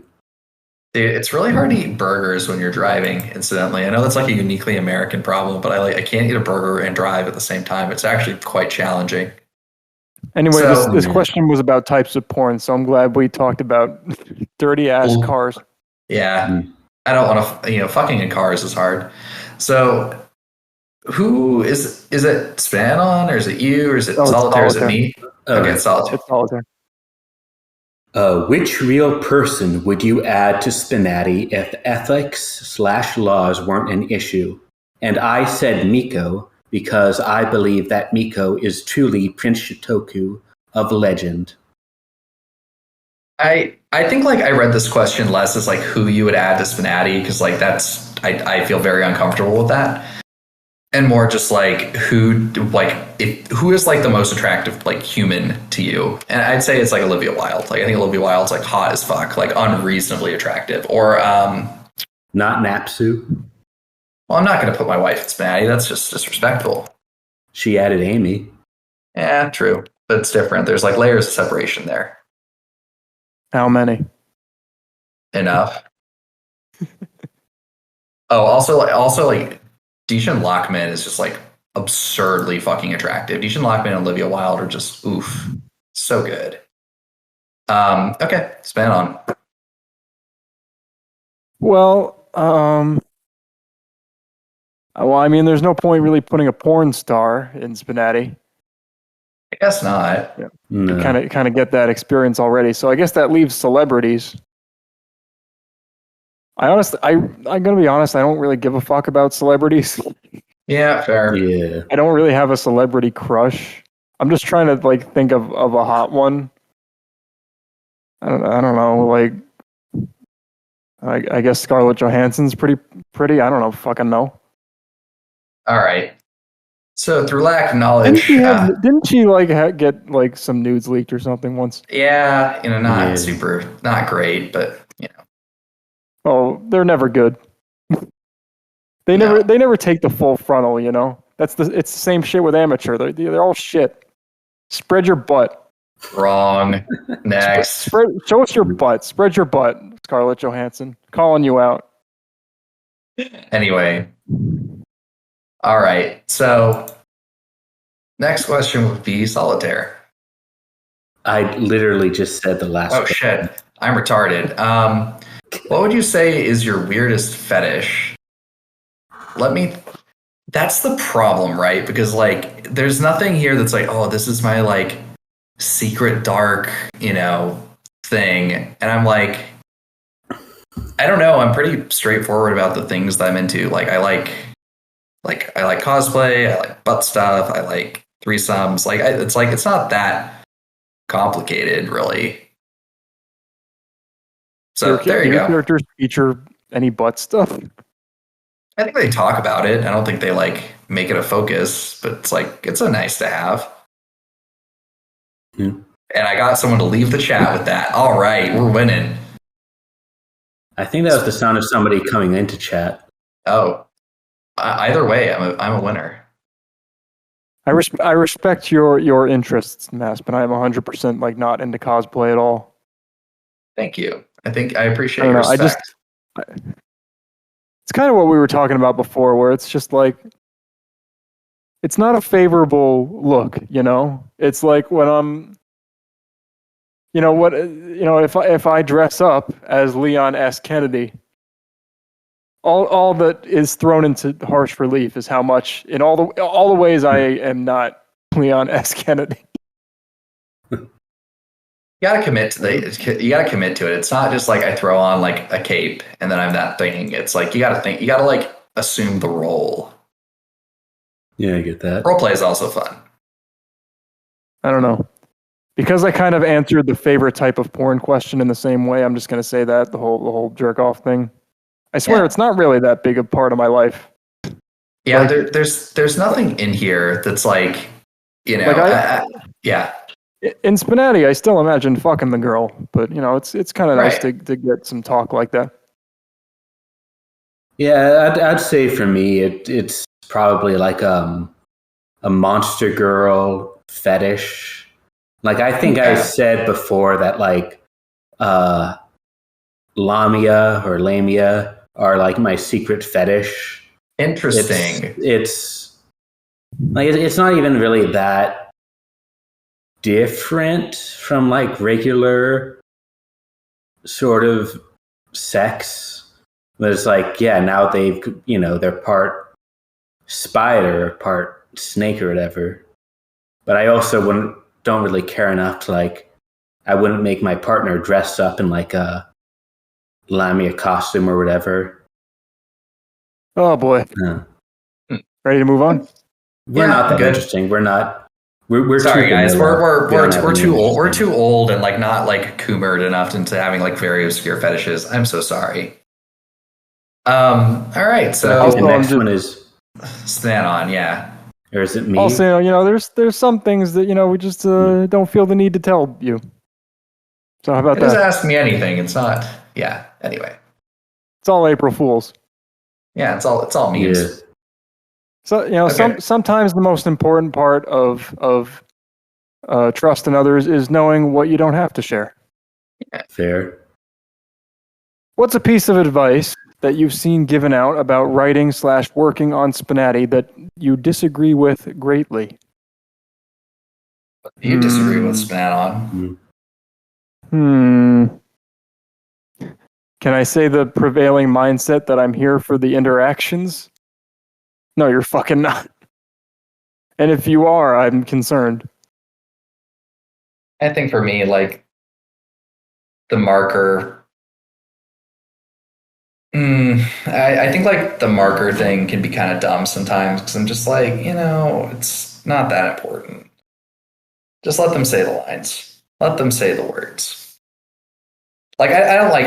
it's one of those things where it's like, I get why people like it. It's just kind of like, it just feels annoying for me. So, for some clarity, because people are asking about this in chat, it's like, putting a marker on every character's line during like targeted line interactions is like, I get it. Like, I understand what you're going for here, but to me, it just does not feel important to me. Like, it just does not feel that impactful. Yeah, it's also a relatively new thing, I guess. So if you're old, if you're like a boomer, spnanon and nmasp, then you're not gonna be accustomed to that. I am fully on board. Yeah. I mean, I do it too, just because other people want it, so I just go with that. But. Yeah, that's kind of my mindset. It's like, I'm not like against it, like, oh man, this is a stupid idea. It's just like, I just don't like it. Okay. So I think, for me, I mean, there's always going to be feedback, no matter. Like, there's always going to be feedback. I'm not going to agree with like 100%. I don't think there's any like specific thing that people really. Like any specific thing people say that like I'm just sort of like, oh no, that's some stupid. That's some bullshit. That's some bull. Like the other thing is like if I think you're wrong, I'm just gonna tell you. Like, I might tell it to you politely, but I'm not gonna like be there like, yeah, it's fine. No. Oh, you know what annoys me is people giving like posing advice, and there's like, start with some basic emotions like happy and sad and angry. Because what happens is new creators just make those poses in a vacuum, and they don't think about how they're going to be applied to dialogue. There's for starters, there's no one angry pose that you can use for every situation that requires anger, because there are degrees of anger. Right. Yeah. And there is also, remember, this is either thinking to themselves or addressing someone else. So there's anger at yourself, and then there's anger at someone else. And you need both of those things, and you need it to varying degrees. Mm-hmm. So, like, that's what you need. Yeah, I think really you sort of have to base your posing off of the character specifically, because some characters, like, if I made Miko being like the same level of sad that like Mikon is, like, that wouldn't fit. So you just sort of have to sort of tailor everything to the character. Also, so there's no really one size fits all philosophy. Horse Killer says poses have to be in character. My advice: look at the source, take the poses and expression from the source. That's good advice. And Horse Killer, I think, is one of our best posers, I think. Yeah, Horse Killer's got really good art advice. Just listen to him. Yeah, definitely. I think actually, what I wrote down for this question wasn't about any specific feedback. What I said was like my main criticism is, and like this is only some people, not everyone, but there's like I think people don't really understand the difference between inward perfectionism and outward perfectionism. So like when you're an inward perfectionist, you're a perfectionist about your own work. And I don't really have a problem if you're like a perfectionist about your own work. Like when people are like Zeus or Cinda, like you guys do amazing work. If that's what you want to do, keep on doing what you're doing. But my complaint is like about like outward perfectionists who are perfectionists about other people's work, and like that comes off like it can come off as like entitled, demanding. It can end up annoying other people. And I think like a lot of the rancor that has appeared recently, around the server about feedback sort of comes from this idea of people sort of enforcing their ideas of, perfectionism on other people, which isn't what, not everybody wants to be, well, not everyone needs to be perfect. Not everyone wants to have the same definitions of perfectionism. And, like I'm personally, I'm used to this sort of thing. So I know I can brush it off, but I know not everybody feels the same way. They might feel like they're not good enough if they're not perfect. So that's just sort of my sort of thing. Like if you don't want to be, if another person doesn't want to be perfect, they don't want to be nitpicked, you don't have to nitpick them. It's not really, it doesn't really, add much to anything. So yeah, TLDR, just sort of be considerate of other people, of how, just be considerate of other people's approaches, and don't assume that everyone is like you, because odds are if you're here, you are probably a weirdo. Also, Napsu is here, so now she can hear nmasp's praises of the People's Republic of China. Hello, Napsu. Don't joke about that shit, man. Have you heard what your husband was saying earlier? China is based. Scroll up, you'll find it. Anyway. I believe it's Solitaire's turn. Yeah. You gotta say a question after saying all that. Yeah, can we skip the next one? It's just not very interesting. When and how did you discover your left hand? I was born with it. So it's like, yeah. when did you start? It's like, when did you jerk off, I guess, and it's just like I don't really remember. When like left hand. Most people jerk off with their right hands. Yeah, I don't know. I didn't understand the question. All right, so next one. Yeah. So what's your favorite Zone animation? And I said the one with Philia. I like that one. Well, I'm here. Respect and admiration to the late, great Pat Isdom. Thank you for all your hard work. Yeah. Zone 10 creator. Peace. I think for me, I actually really like the Onkazone animation, just because like the way it lines up with the music is super amusing. I like how he found a song that was that kind of like resembled.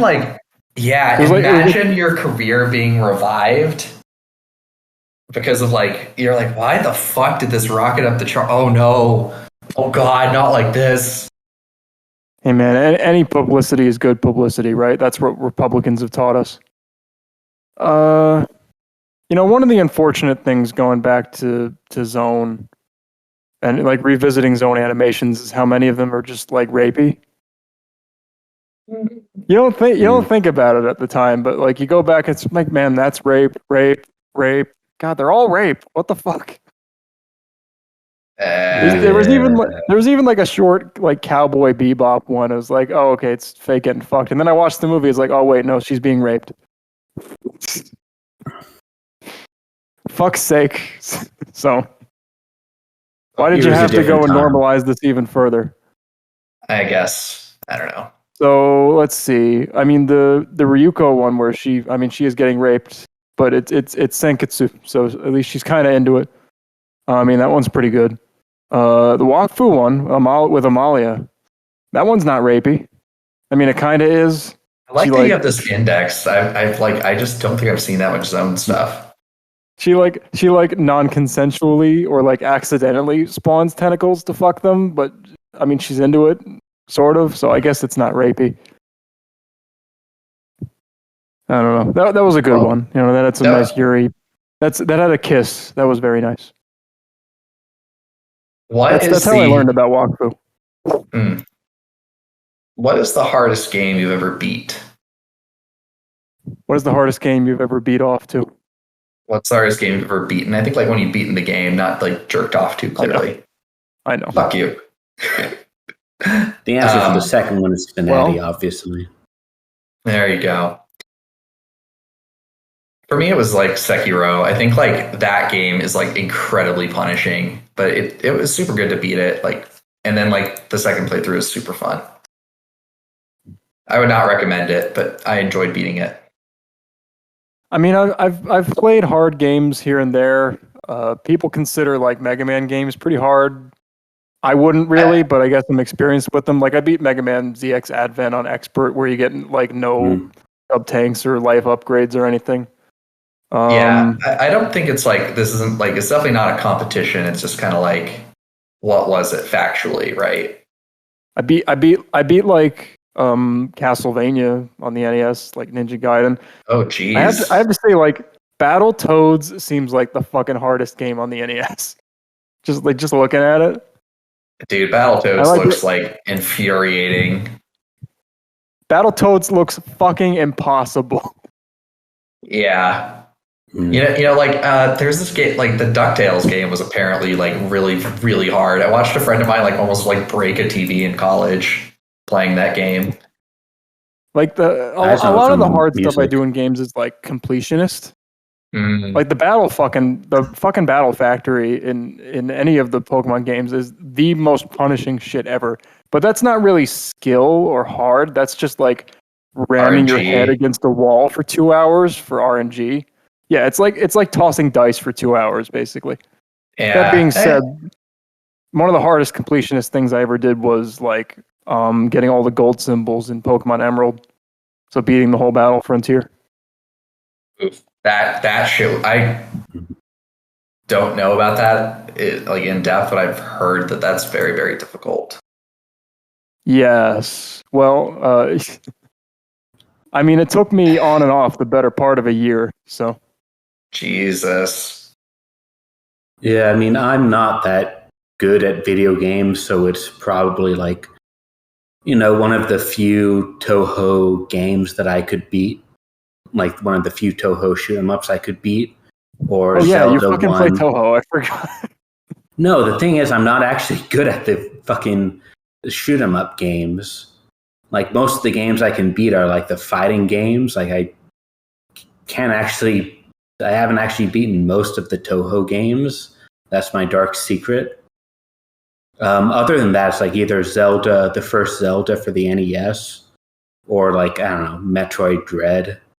But yeah, I'm not good at video games. Even though I'm great at everything.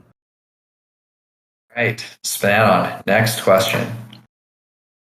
If there's one character that you would just either delay the original release of or outright get rid of SPNatI entirely so that someone could start fresh, I think they mean get rid of them in SPNatI entirely so someone could start fresh, who would it be?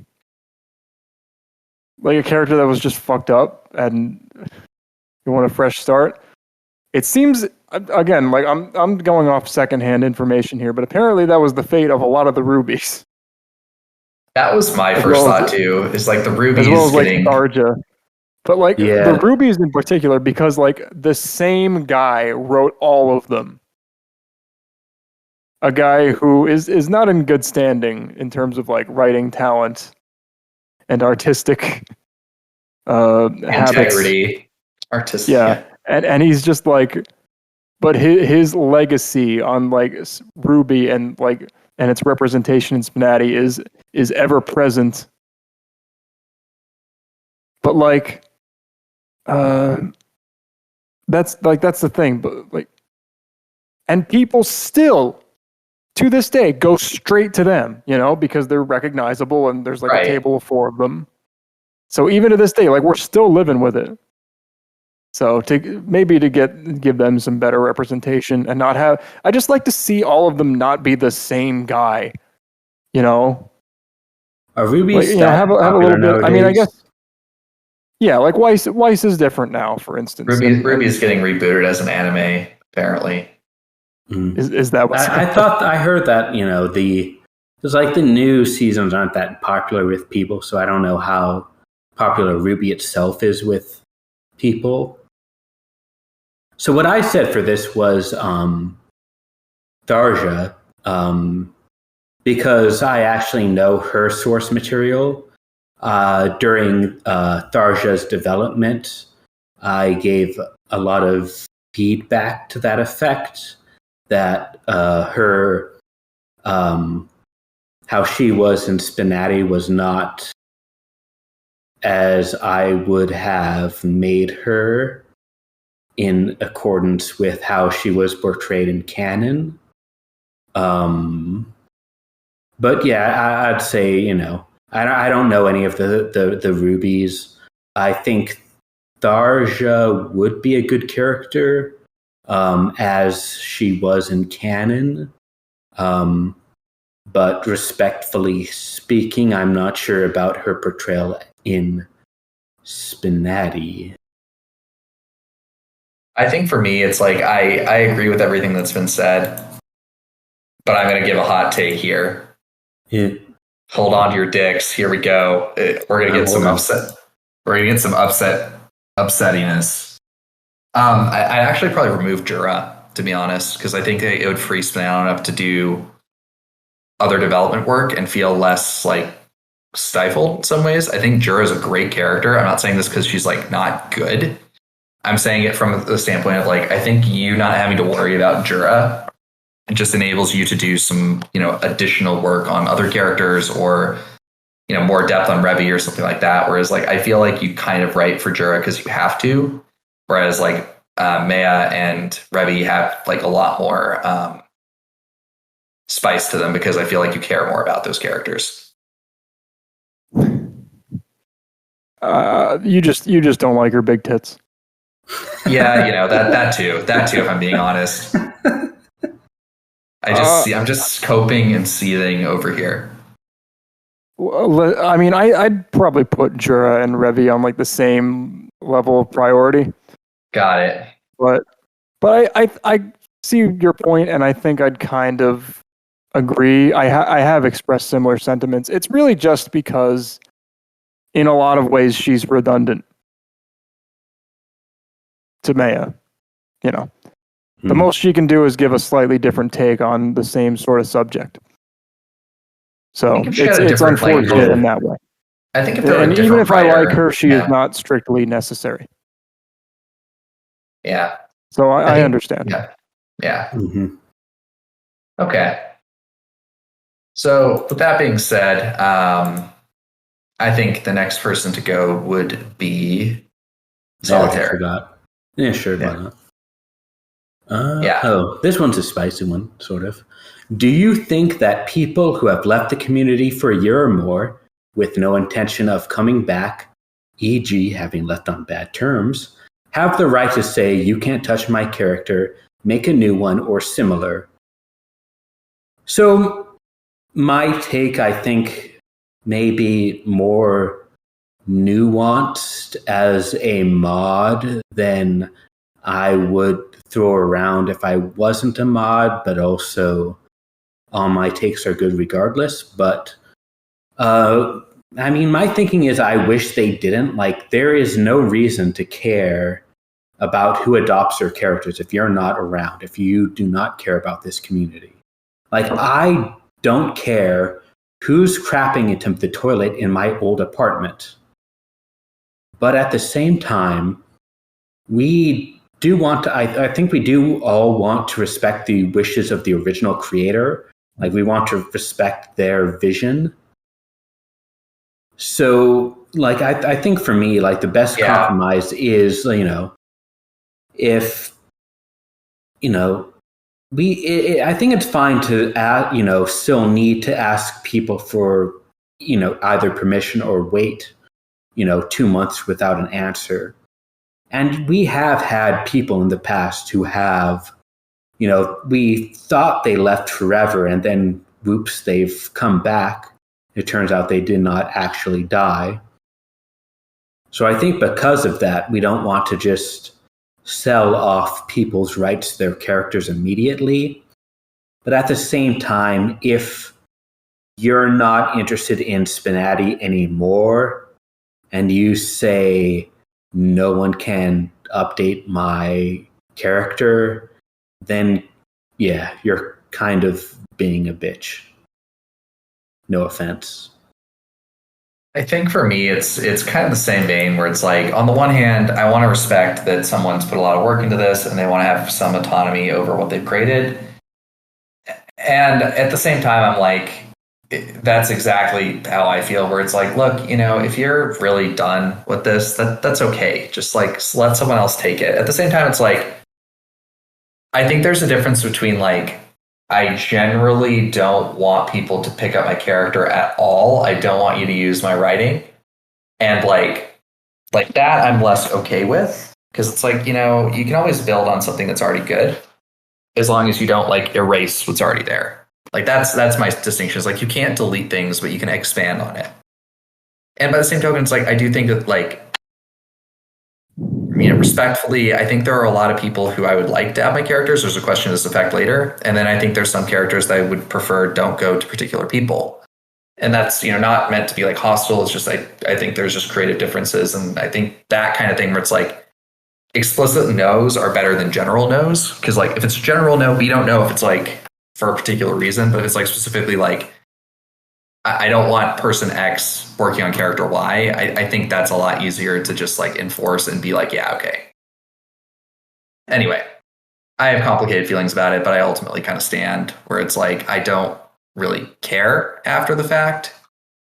But I do think that it's like, this is also tempered by the idea of like, so if I leave the game, like I don't really know what someone's going to do with my characters, and that's fine.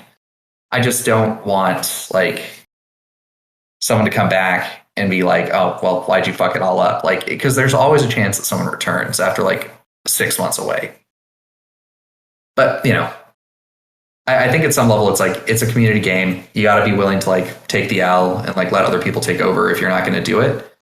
At the same time, like, yeah, I do think there's certain times and places where I think we should respect people not wanting to have certain characters touched. Like, I have very complicated feelings about it. Yep. SPNanon. I am not a mod, which means I can have all the hot takes I want. There you go. Go for it. I'm not a mod. I've never been a mod. I haven't done any PR management for the mods. I mean, my view is, they're not really your character. That's actually an interesting take. Mean? Yeah, I get that. Mm. Like they're not really yours. You are drawing from the same source material, and in most cases, there's not a whole lot of room for artistic interpretation unless they're like from a short story or something. Mm-hmm. So like, here's the thing. Fine. You don't want your work touched. You don't want the character as you left them, the way you worked on them. Fine. That can remain untouched. However, if someone comes along and makes a new version of the character, I think they should be able to take whatever they want. I think that's fair. Just lines, art, like your work as it was will remain preserved somehow in some form. And it's like, this is what you did. This is what you worked on. This is how you saw the character. Mm-hmm. But they are free to build off of it however they want in their own folder as their own project, because I think that's really yours. That's the best. Yeah, I think that's a good take. Yeah. Good. So like, if that dialogue is just as valid and in character, why can't the new one use it? right? Yeah. It's not really yours. Cool. So, Well, I'm glad we're all agreed on that. You can go ahead Pretty easy. and merge that policy in today. There we go. All right. If you had to remove anything from the game, characters, backgrounds, etc., what would it be and why? I'm going to open up with a really strong take here. I would not have April Fool's be an event. I think that's what I would remove from the game. Appropriate for today. I know. I think people are stressing a little bit too much about April Fools and their April Fools project. Yeah, it's like, guys, you should spend like a week on it tops. Yeah, it's just I don't know, guys. Like it's not that creative, and it's also not that funny. So I don't know. I don't think it's a big deal to me. Yeah, no. I mean, it's just like funny. It's April fucking Fools. Like, I was like, oh my god, I'm not gonna get it in time. It's like it's April Fool. It's a fucking joke. Don't like, stress. It's okay. Warrior is good though. I'm making that my official announcement. I think April Fool's skins are really funny. Like that to me is really hilarious. But I think like dedicating like character development time for like trolling attempts is less amusing. But anyway, Solitaire, what would you remove? Like Solitaire and spnanon, what would you remove? I say nothing because I'm not a coward. I'll accept everything. I changed my vote to removing Miko. Remove pubic hair from the game. There we go. I'll remove nmasp's head from his neck. And thus the conversation devolves. This is where you say I'd remove Marinette from the game, but oh wait. Wow, I hate you. Why must you wound me so? I say having written two fucking like 2,000 plus line characters in like the time I could have been writing Marinette. So, the fault is all mine. I will own my accountability on that. Okay, spnanon. You're next. Have you donated to Wikipedia? If not, would you? I have actually. On occasion. Not like, sometimes they ask. It's like, you give like, everyone gives $3. I put down like $20 because like, I do use it a lot.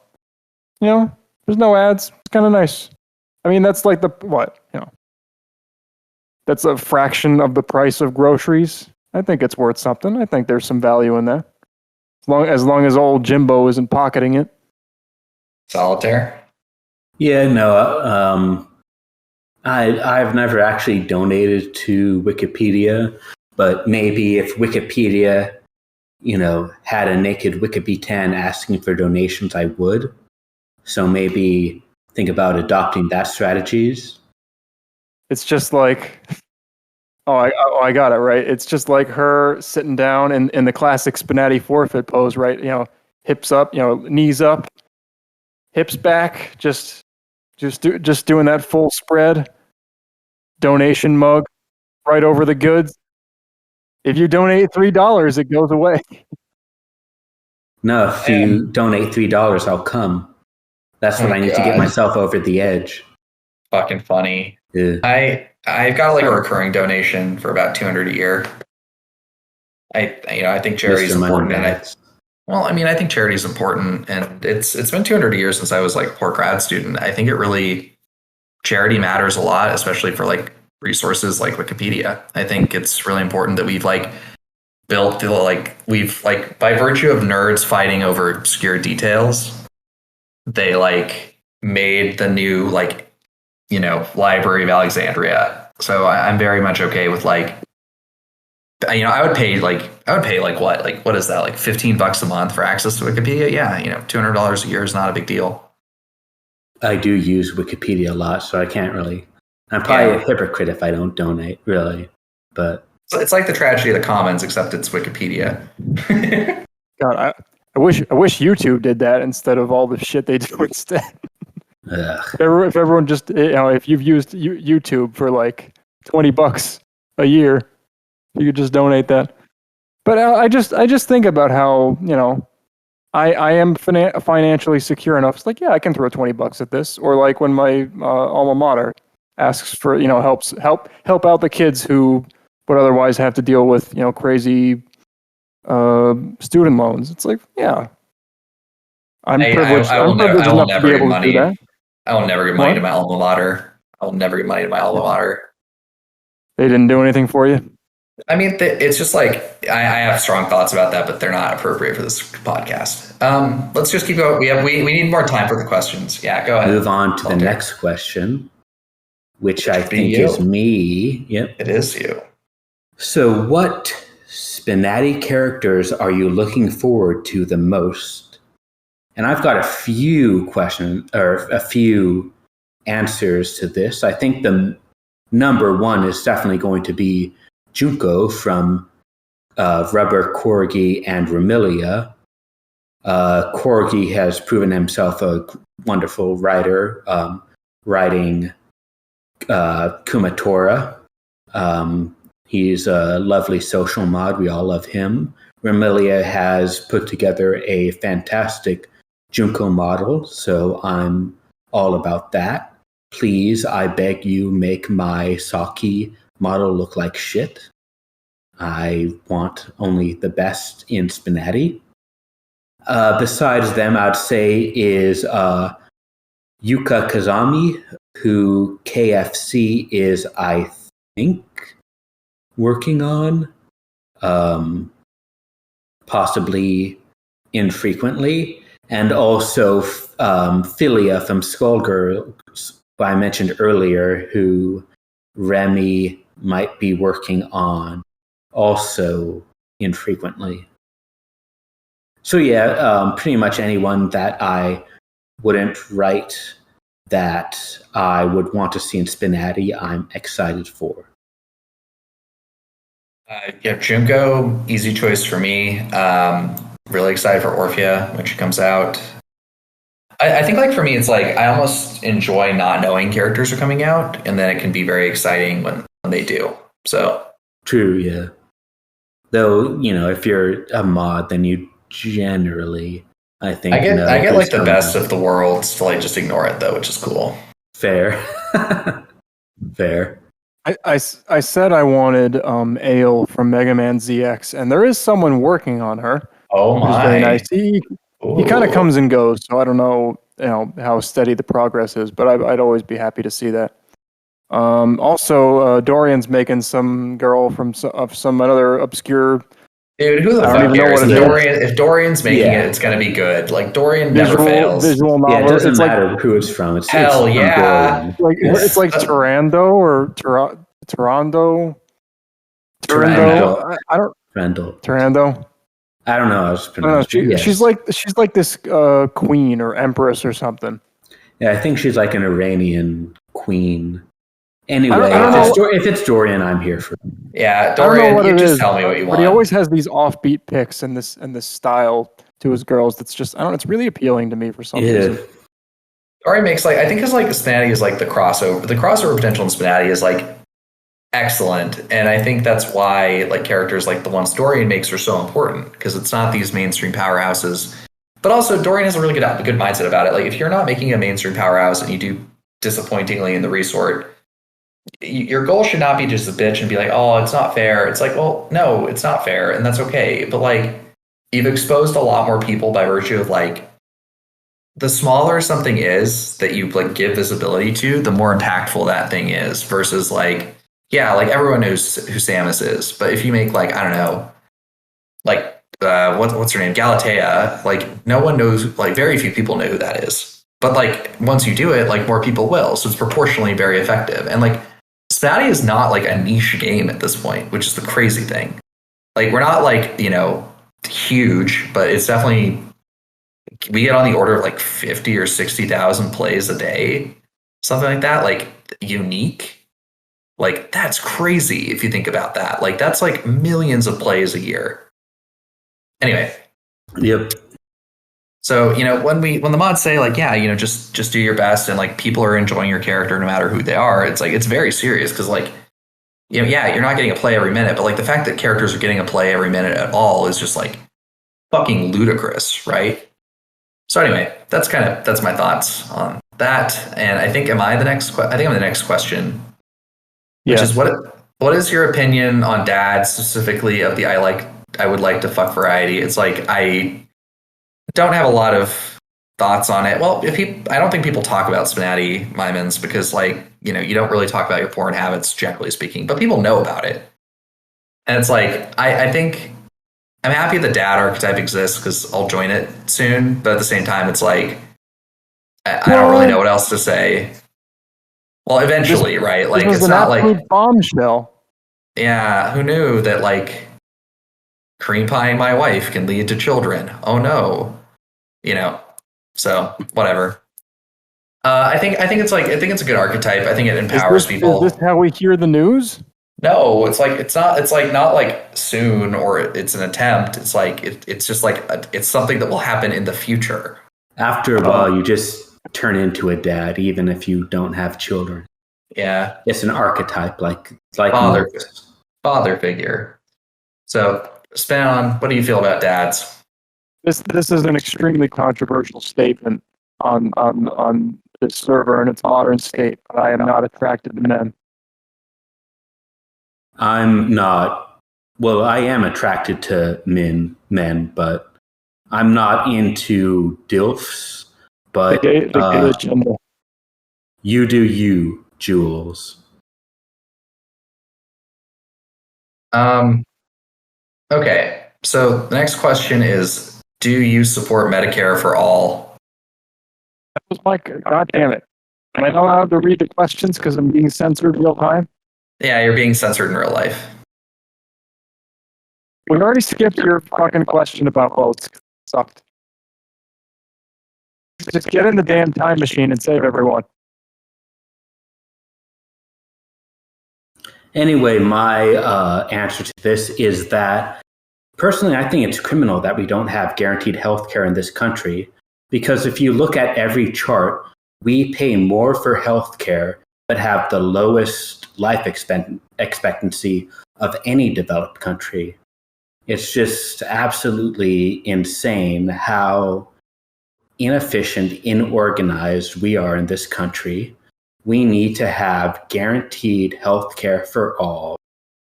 And hopefully that will, prevent SPNanon from his untimely demise of not being able to speak correctly. But yeah, we need full health care for all in this country. Solitaire, I heard that was socialism, and socialism is my trigger word. Oh, you're back now. Oh my you're God, right, by the way. If it's called socialism, it's automatically bad, and also automatically actually socialism. That's how it works. Yeah, exactly. Yeah. I think a socialized model of medicine is actually pretty important because you cannot actually employ a capitalist model on something with an infinite amount of value. Like, given the opportunity between, like, do you pay for your socialized Medicare revived me. Yeah, it's like that ironically it actually saved him. But thanks, Bernie. Yeah, I think like a hybrid model, like something like what we have now, is because strictly speaking, like, yes, if you have like low grade requirements for medical care, like, you break your arm or you get in a car wreck, which I'm not implying is like not important, right? Like, I'm just saying it's like it's conventional issues versus like I have a rare form of cancer or something like that. Like, the US is incredibly effective at like solving very complicated problems in the medical field, and we do have the best medicine like in the world. The problem is like it's just prohibitively expensive to get to, and that's like it's not a model that serves most people, which is the point of a medical system in the first place.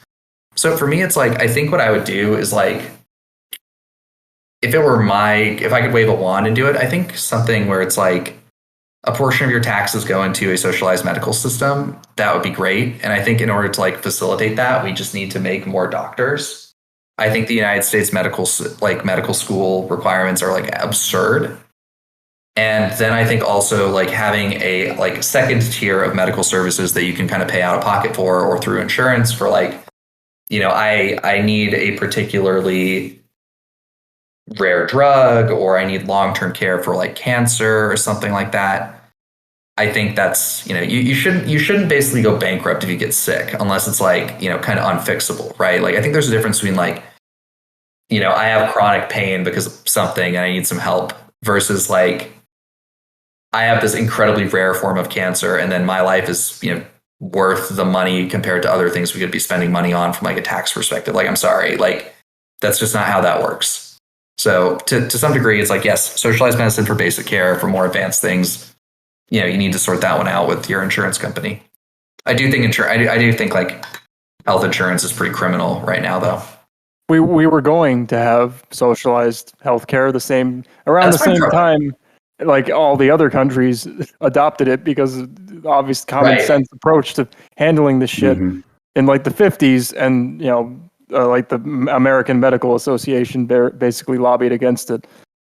I mean, that's like the main reason that America doesn't have socialized medicine is because all the southern states looked at it and said, oh, my tax dollars are going to save, they're going to the medicine of black people. I don't want that. Like, that's the reason we don't have socialized medicine in America, is that none of the white people wanted to pay for the medicine of the minorities. Like, that's literally it from like a historical perspective. I don't know if I really believe that, but I'm also not like that's the truth. Like that's my, that's me saying what I learned in, history class. Like that's the objective fact of the situation. What's been made abundantly clear the last, half decade or so is that, not all, right wingers are racists. However, they do not find racism to be a deal breaker. Yeah, I think that's probably a fair take, but they will tolerate it. If their agenda is met in other ways.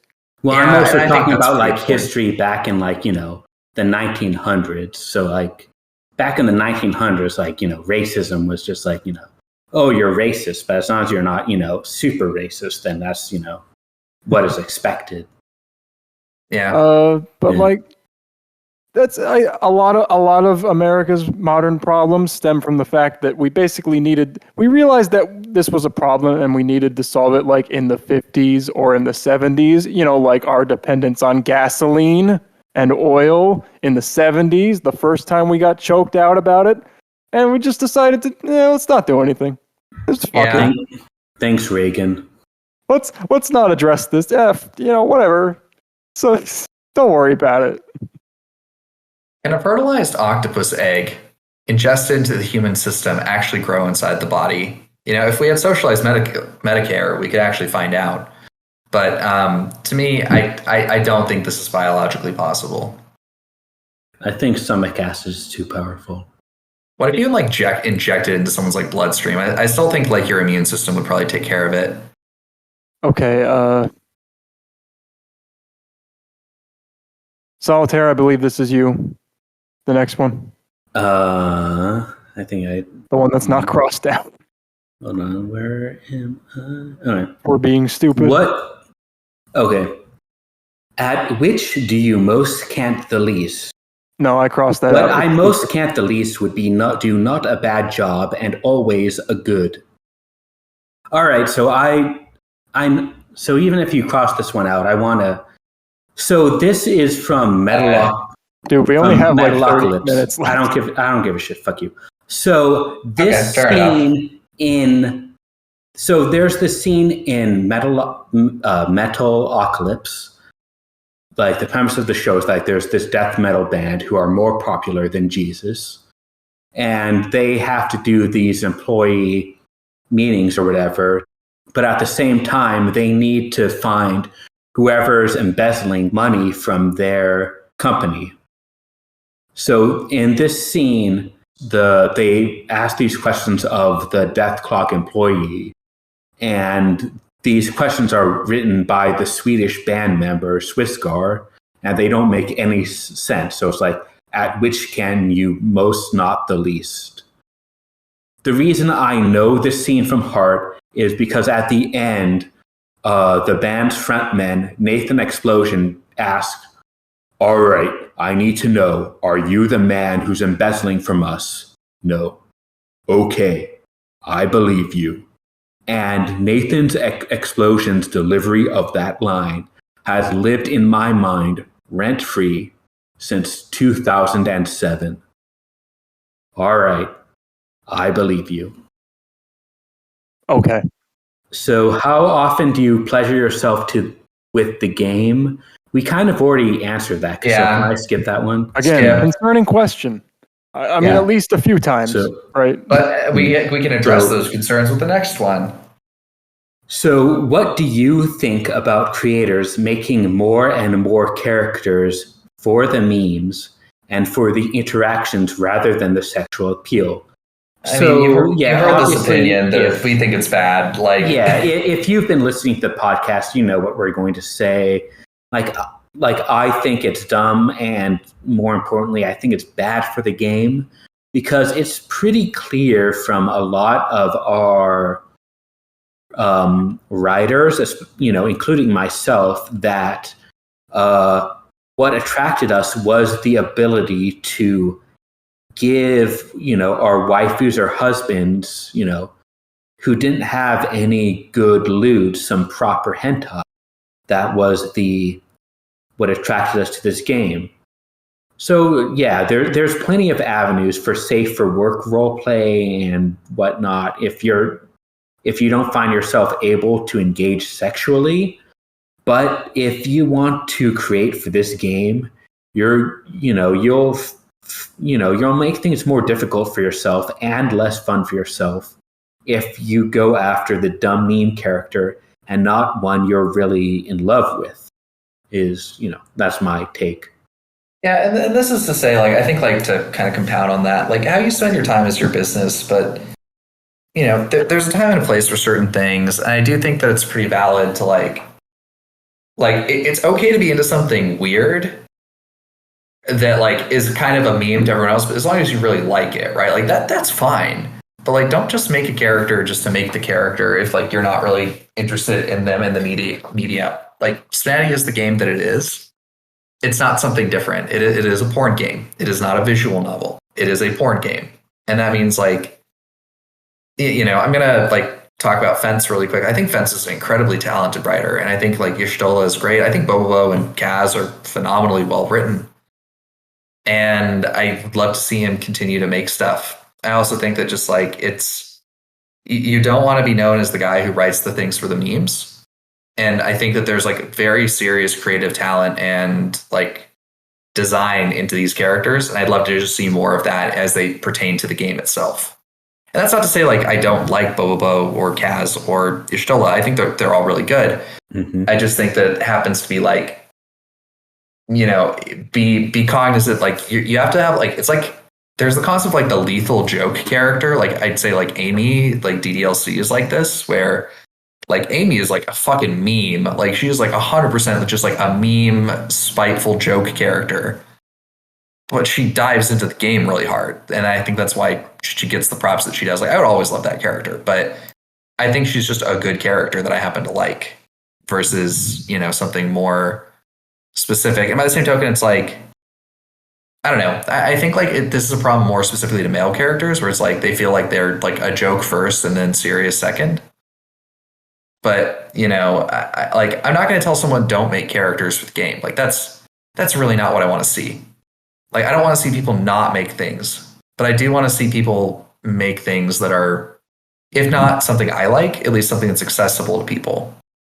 And I can't tell if April Fool's is a good chance for people to get the shit posts out of their mind, or if it encourages bad habits the rest of the year. So that's what I think. I mean, to sort of build off that last thing, if you take the last year's April Fools, the characters that actually, the real characters that came out of it, we got, Magma Grunt and Wikipedia Tan, who are both, I think, really good characters in their own right. So I don't think that's necessarily true that, just having April Fool's characters is necessarily a bad thing from, a perspective of the game. But also, I think people should sort of really sort of understand the difference between, a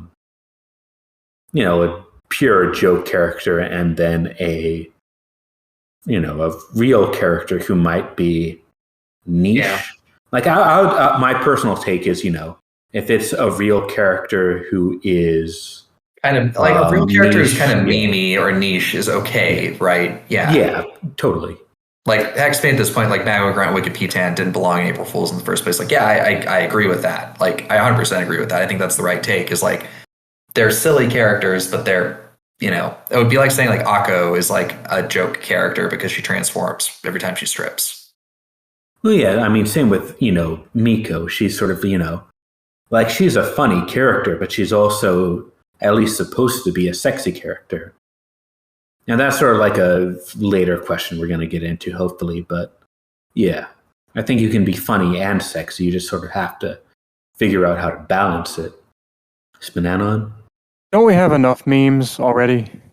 Just in general in the world. World is a meme. Cool. So let's keep going, guys. We got about 15 minutes left. Says you. Well, I'm gonna log off at the in like a little bit. All right. Well, let's keep going. Who's next? I'll go next. Do you excise questions because they might put you in a bad light? No. Like we excise questions because they're not good questions. Yeah. Because they're stupid and there's no way to answer them. Yeah, they're boring and funny. Okay, moving on. Yeah. Yeah, if they're so which will be the next anime waifu type nude character to the test rooster? Will you update Annie SNK? Are you interested in new Genshin female characters? Xander, no, and yes, but I'm more interested in Venti. I would say it's like I think if they're interesting, yes. If they're just kind of a moe blob that looks cute, no. Like I think like Yunjin or like Zhongling would be great characters. For instance, I think they have a lot to say. Like Zhongling is a cook; she's got her little panda thing. Yunjin is like an opera singer. Like those are cool. Those are really cool and really interesting. I feel really old when I read like people abbreviate Attack on Titan as SNK, like Shingeki no Kyojin. Oh my god, what? That's what they meant? Yeah. Oh. That's Attack on Titan. I thought they were talking about the other one. Yeah, the fighting game. Yeah, that. I'm a fucking boomer as well. We're all boomers. And like SNK, that's what I think when I read SNK is like King of Fighters, like the Neo Geo. Yeah. But yeah, they meant like Shingeki no Kyojin. Oh god. There's 3 questions here. Next anime waifu type new character. I don't fucking know. Like I think we answered all of these together. The answer is all Xander. I mean, Saki dressed up as a chicken. That's kind of like a rooster. Anyway, next question. So, favorite boss from a video game? I'd probably say like the final boss from The World Ends With You. That was a cool fight. Honestly, I don't tend to really think on boss fights after I'm done with them. Like, like thinking, oh yeah, like that was a really fun boss fight or whatever. I'm just like, okay, cool, let's go on to the next thing. Oh, and to the question of whether I have played Neo, The World Ends With You, yes, I have, and I have unlocked all of the secret reports from that game. Wait, sorry, what was the question again? Is this about the favorite boss from a video game? Right. Okay, I was looking this up. I definitely think my favorite boss is Ludwig the Accursed from Bloodborne. God, it's such a good fight. Like it makes perfect thematic sense. It's super cool, and it's got like one of the most hype transitions ever. It's super cool. It's so good. That's it. Like there is like very few things that come close to that. I do think some of the Sekiro boss fights, like once you get the rhythm of it, are just like fucking boner inducing. Once you can get past it, you're like, yeah, eat shit, like fucking Genichiro. But yeah. I feel like if you ask this question, depending on like whatever game I'm playing at the moment or am most interested in at the moment, you'll get a different answer. I don't really think about games in terms of boss fights too much. One that kind of sticks out in my mind is like Magus from Chrono Trigger. That's a pretty fun fight. It's probably the most complicated fight in the game, which isn't saying much. It's not a very mechanically complex game, but like overall, it kind of keeps you on your toes a little bit, and I don't know, it's just fun. That's the general sense of Chrono Trigger, is just how it's just kind of freewheeling and fun the whole time. I love Chrono Trigger. tightly paced experience. I mean, would you agree? I'd say he's the most fun fight in the game. Yeah, I mean, either that or like the very like the final form of Lavos. Yeah, Well, Chrono Trigger is definitely up there. Well, like Lavos, by the end, like you're strong enough that you're just kind of like spamming the room clearing spells on him and just kind of blitzing him.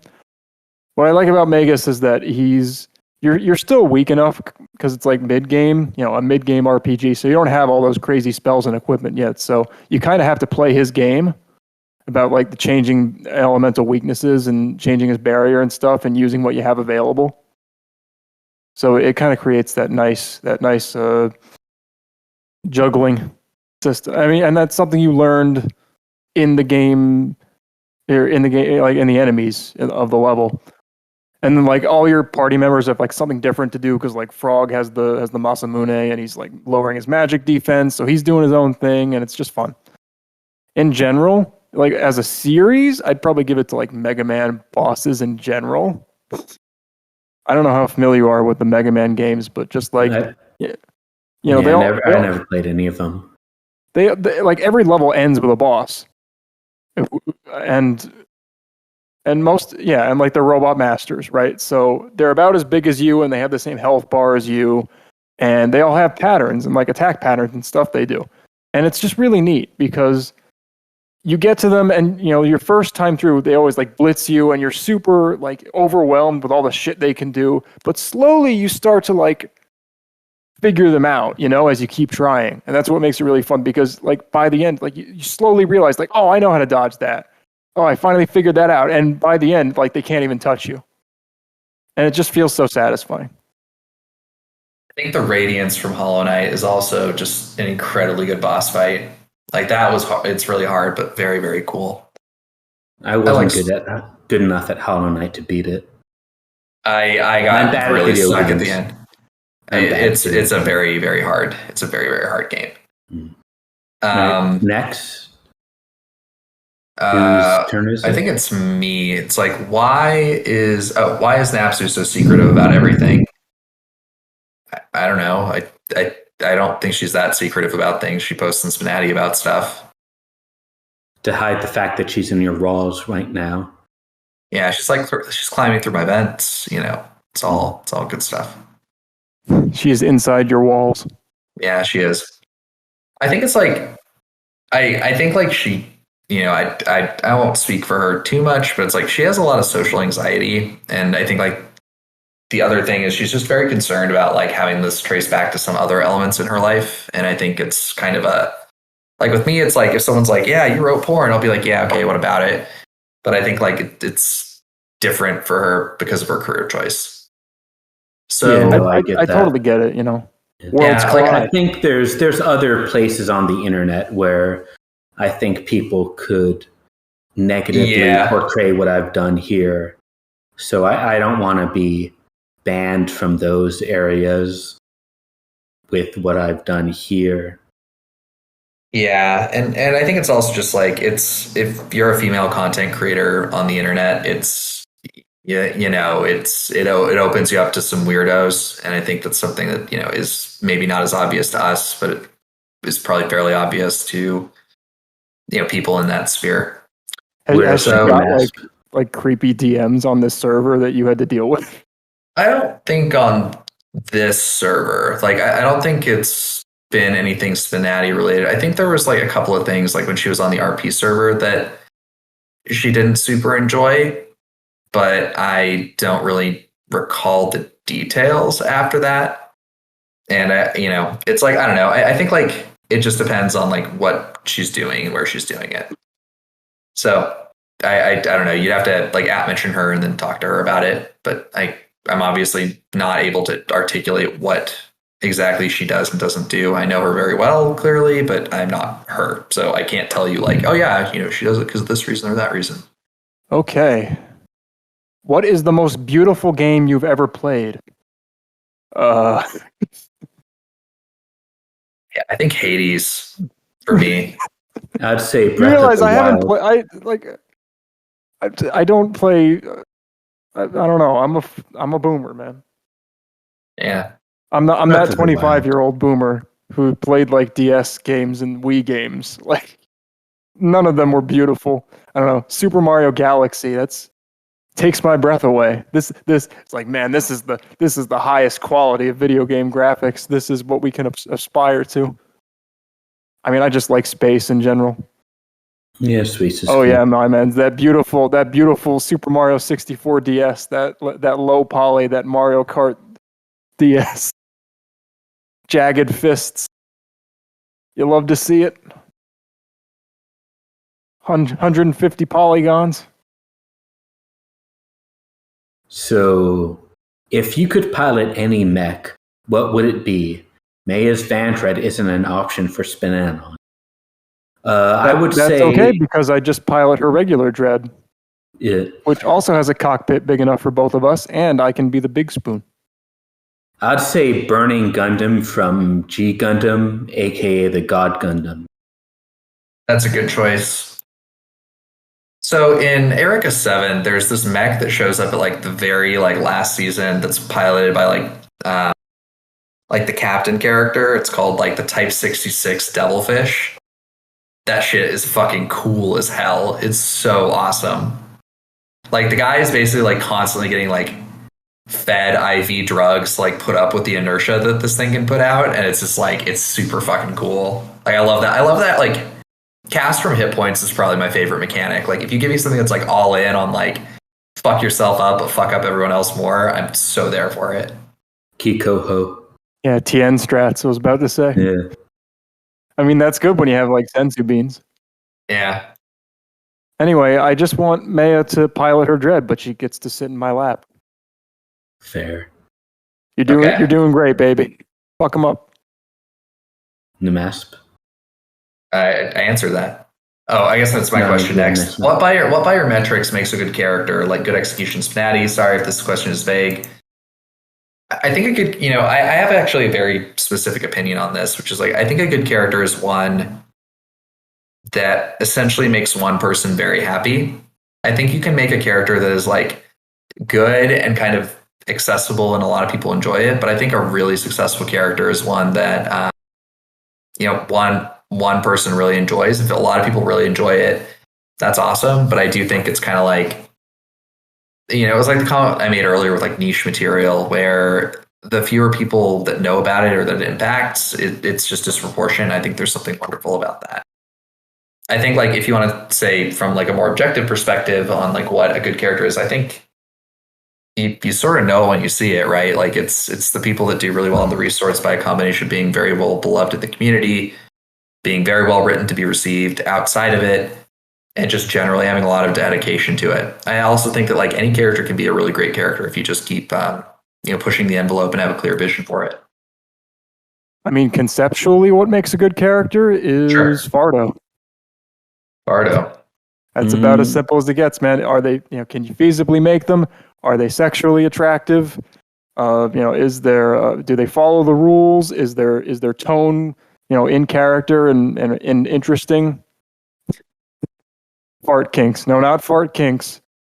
Well, we tried that already with Uhura. Didn't work. Farto. And again, I would add like an S. I would add like fartso. S. Sociability. They have to be social.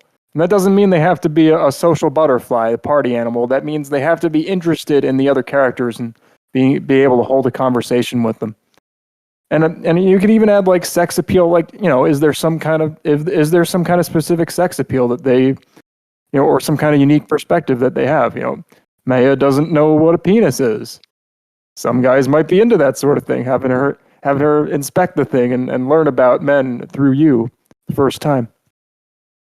Yeah, I mean, personally, I'm not as into Farto as a, it's a vague guideline, but it's not anything I think you need to, tie yourself to. I guess I'll be sort of like the opposite of Namaste, where I'll be sort of more vague, because I think it sort of like comes down to being, fun to play with. Personally, I'd rather have a fun character that's, a little, out of character than one that's in character but boring. I'd strongly agree. I would agree with that very much. So, but fun is sort of like a nebulous idea. So what I would say is, do they bounce well off of other characters? Do they have engaging dialogue, even in their generics?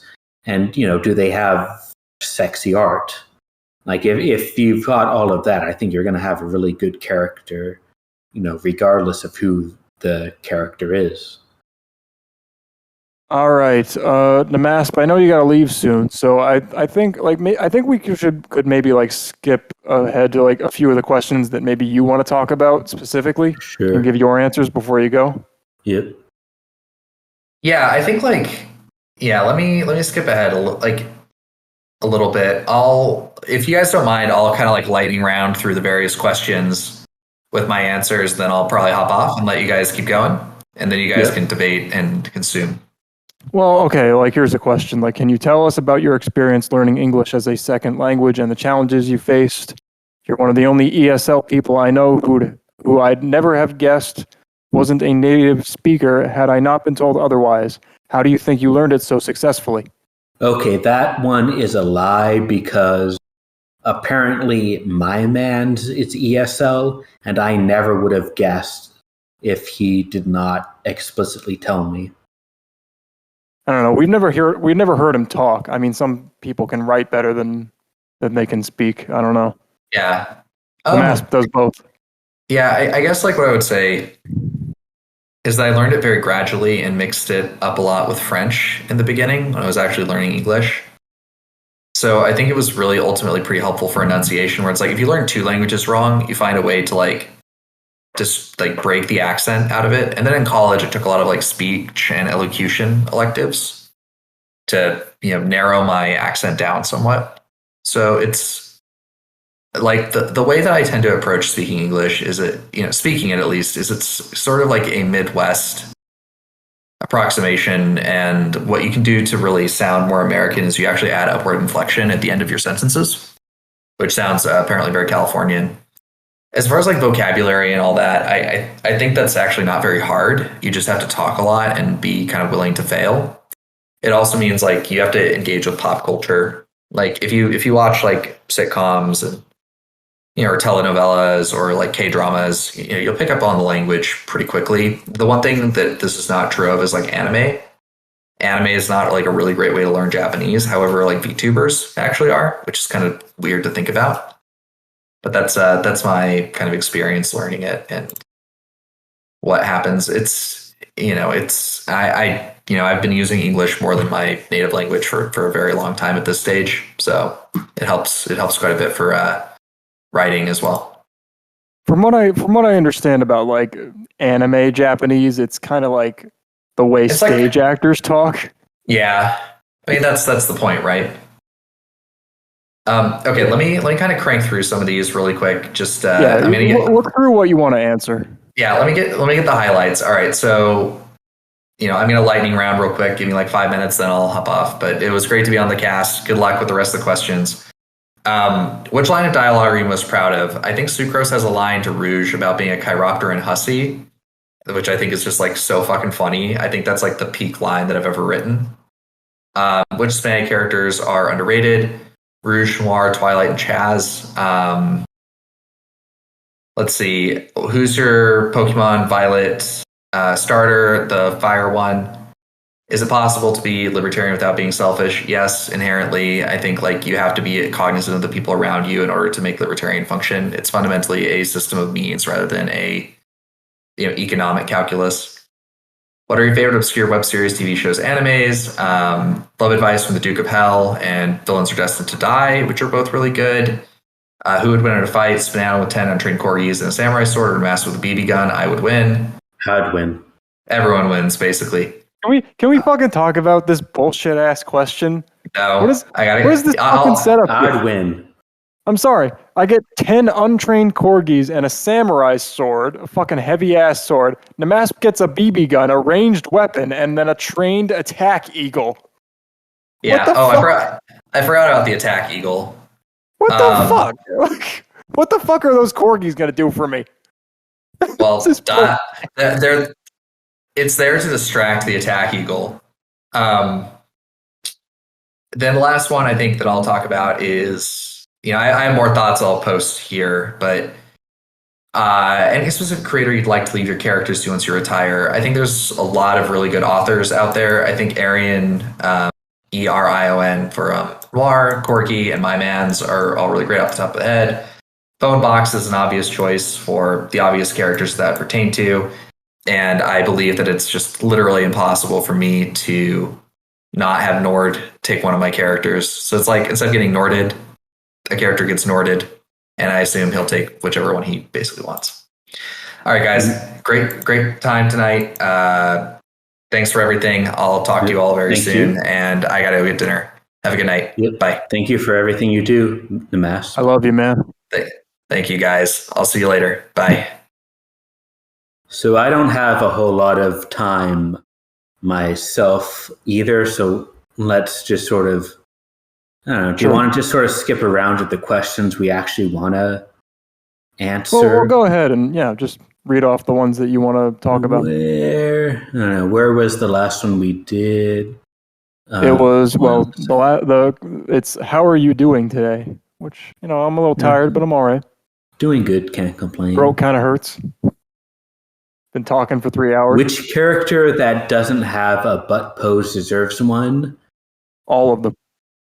I mean, I don't really remember the butt stats of every character and, don't want to spend the time cross-referencing every character.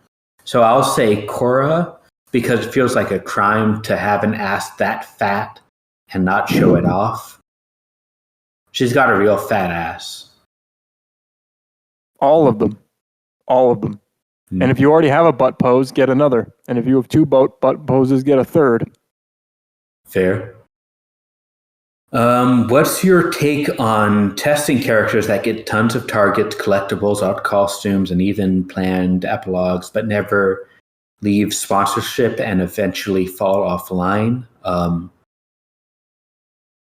So my take on this is like people can leave sponsorship when they feel like it, but I think really the best thing to do is to focus your attention on the basics.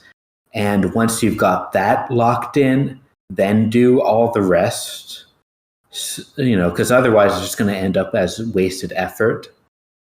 So like you want to make sure the cake is good before, because the frosting isn't going to fix it. I really don't think you should be able to.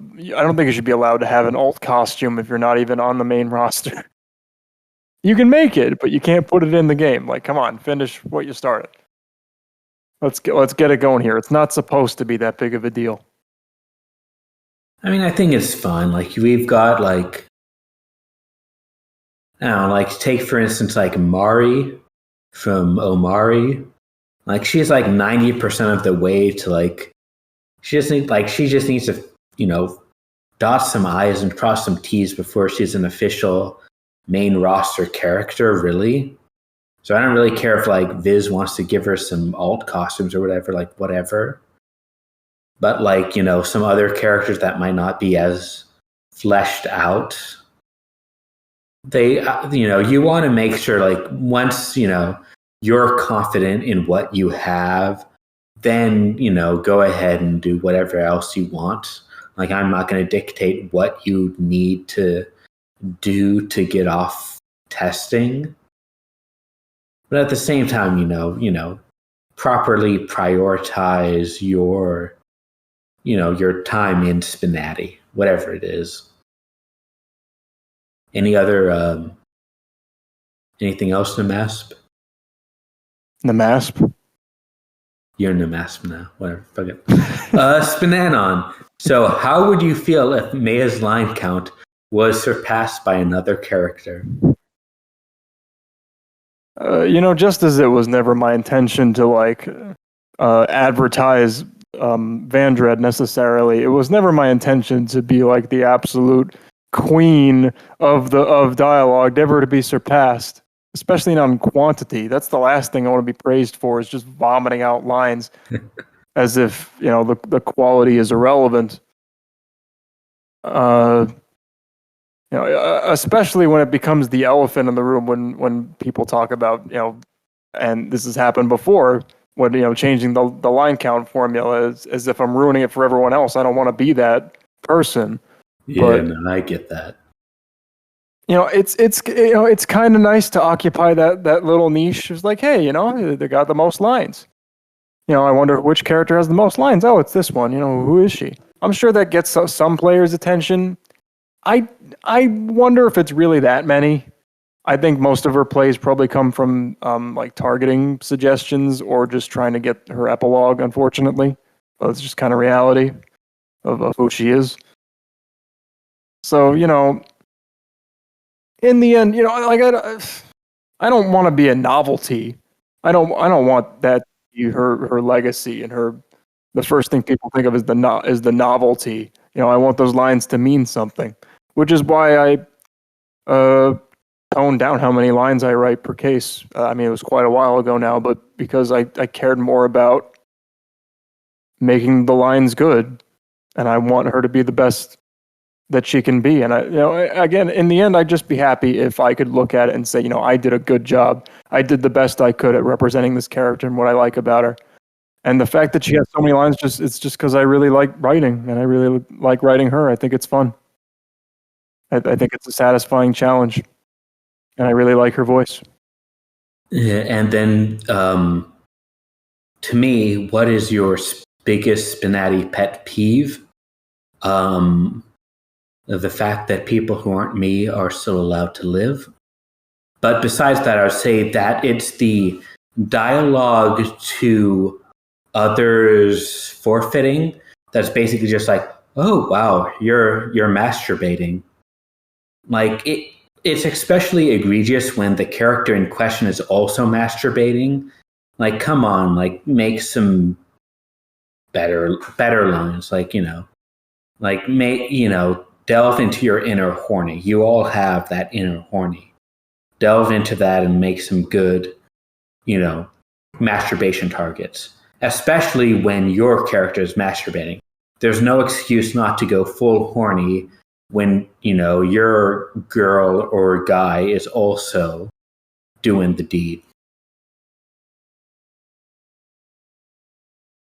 I assume from your signs you agree with me. Which line of dialogue are you most proud of? Miko. Well, no, not like a line per se, but I do actually really like Miko's targets to Hu Tao because they both let her grandstand as she should and also, you know, expound on her own philosophy.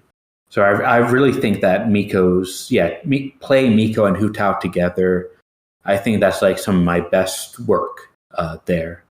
I'll have to give that a shot. Yeah, you should. What about you?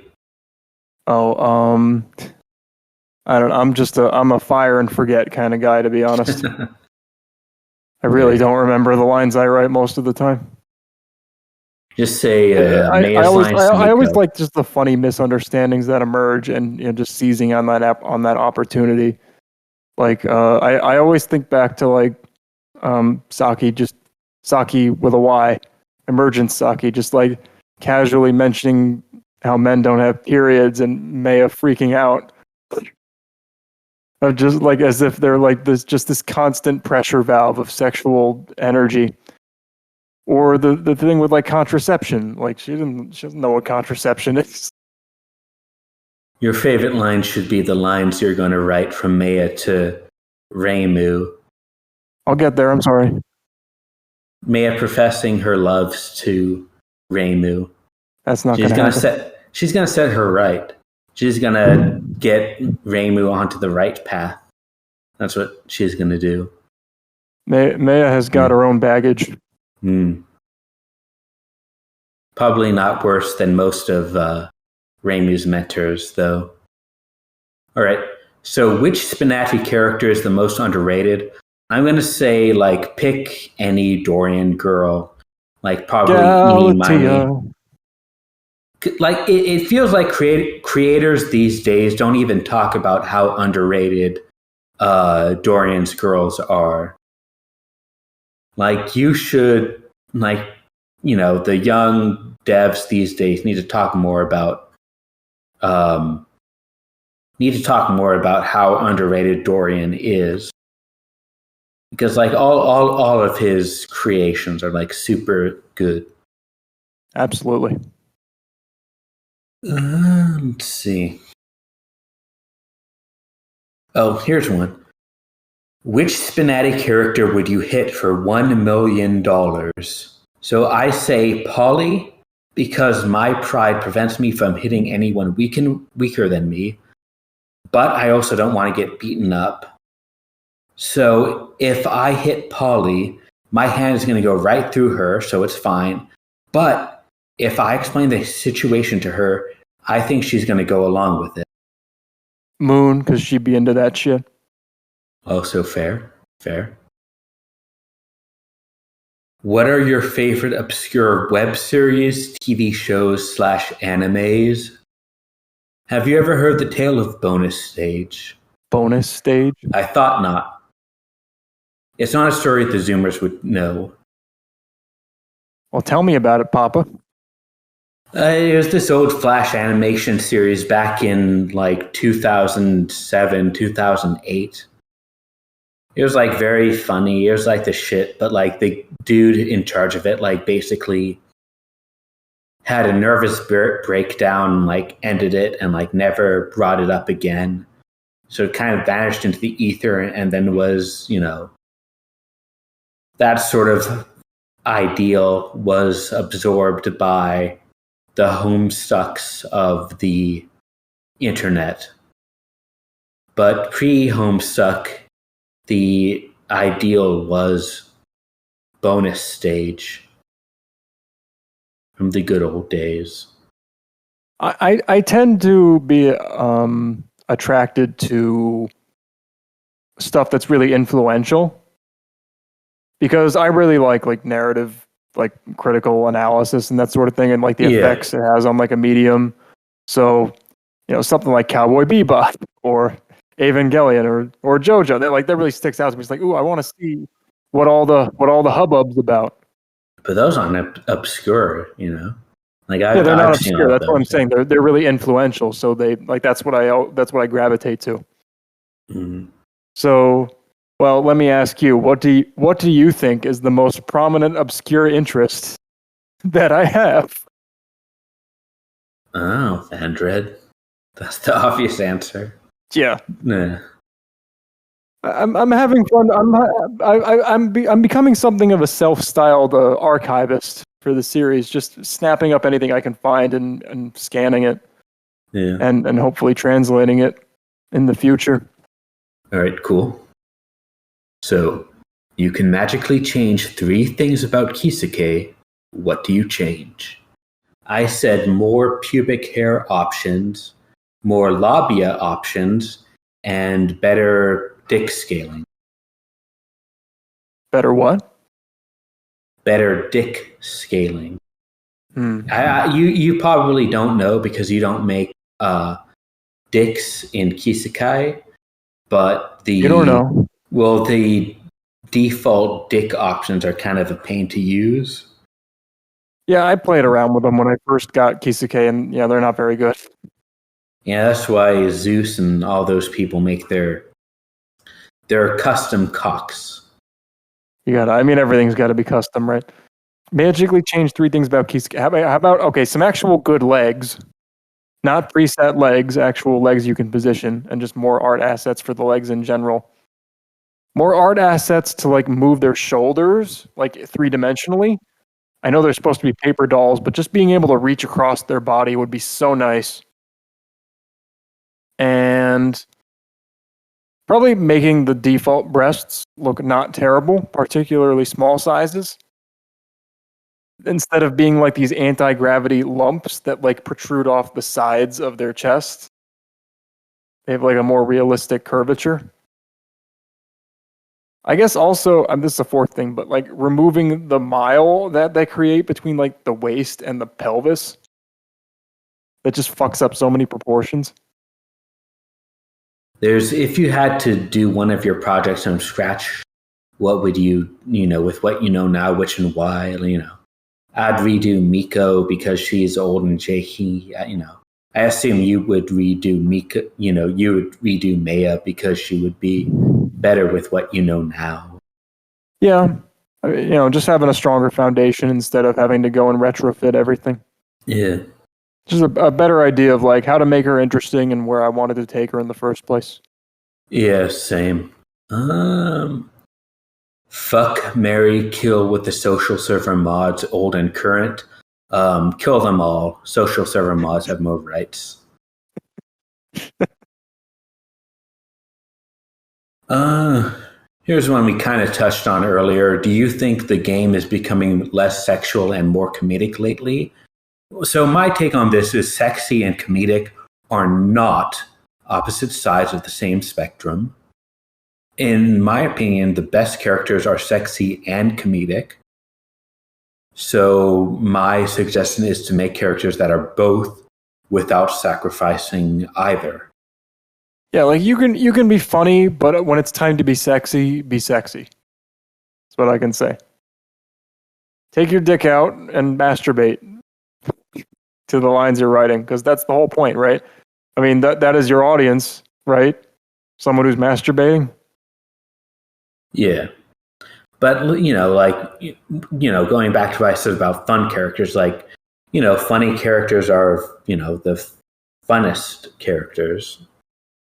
So, if you're, funny but also sexy, that's like the best characters. So make sure, you keep both in balance. That's all the advice I've got to give. Oh, Maya, she's a riot. Well, no, you need the straight man. She's Zeppo Marx to all the other Marx brothers. There's some poetic irony to calling Maya a straight man. Now, the furthest thing from it. All right, well, we're approaching the end of the list. I don't know what you want to wrap up with. Let's see. Give me a second. Let me look over what I've written. There's a couple questions that asked who's got the best butt in SPNatI or your favorite butt pose. Yeah, I'd say I think my answer to that was like some of the horse killer girls like Sucrose or Bernie. They've got good butts. I think I made a good butt for Reimu. It is my personal goal to give the unequivocal answer to this question, as well as the most butt poses. I can respect that. Oh, one good one is if you could bring back a creator, which one would it be? And my answer to this one is none. Because if they left, it was likely because they no longer had interest in deving for SPNatI. And I'm pretty sure like you're probably more happy being separate from SPNatI. Like, real talk here. Like I've seen people talk about reviving old creators, but like the names I see often are like people like they very clearly lost their spark for SPNatI work before they left the server.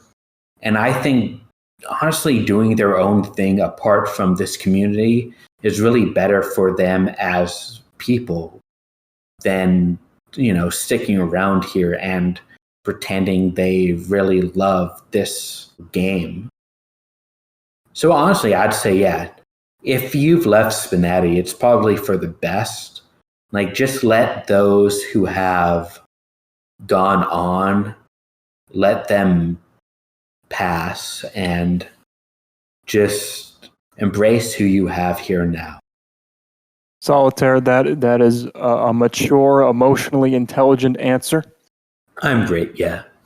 And I agree, but I would like to see Yuri again. I feel like as much as I like Yuri as a person, like it's sort of obvious, like when I joined, all of her best efforts were behind her. Yeah. I So agree. it's sort of like, it's sort of like, she gave it all was she more, could. It was more the humor and all the ideas she had, even if most of them never came to fruition. Yeah, I think like all of the joy she had was already poured into SPNatI, and by the end, there really wasn't anything more to give, and I don't think it's fair to her to expect there to be anything more to give. Yeah. One question, the one easy question to answer for the end is some of your favorite guests on the podcast. I say all of the ones with cute accents, especially like the recent string of Nord, Clockwork, and Carbol. What about you, spnanon? It's not an accent, it's a culture, and we should be respectful. I think they're cute. Hey, don't we all have accents? What's my accent? Chat, what's my accent? Generic white guy.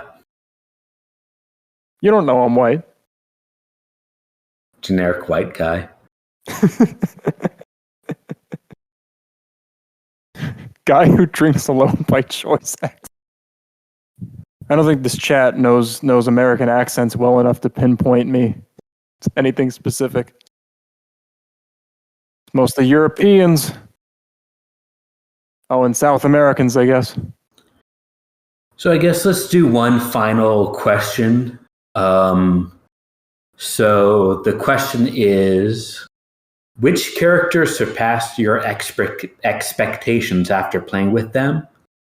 And I will say Monica, because she was the first character I ever tried, and I came in with no expectations. But she was phenomenal. Like, she was incredibly in character. She was very, like, even her generics were bounced off well with the other characters. She did things that made sense in context. Like, thank you, Viz. Like, she was phenomenal. Like, she had pubic hair. Like, everything I wanted from a Monica was there in SPNatI. And really, that's why I'm here now. Like, that's why I joined the community. So, thank you, Viz, for creating Monica. Thank you, Cavendish, for continuing to update her.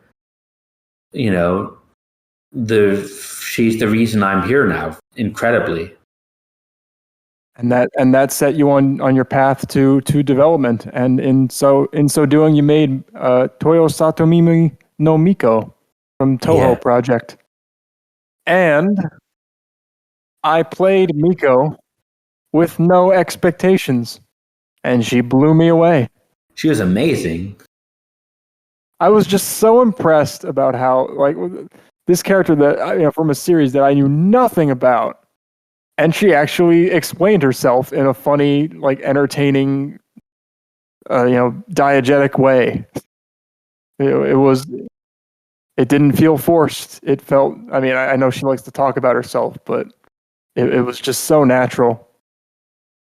It was like, oh, I kind of understand this character now. Like, I was so confused about, like, the Crown Prince. Is she a man? I don't get it. But no, it's like everything was explained. And she was funny. We've been like ragging on comedic characters this whole time, and I definitely didn't play Miko for the sex appeal. But I mean, there's a place for it, and it's not like she has no sex drive.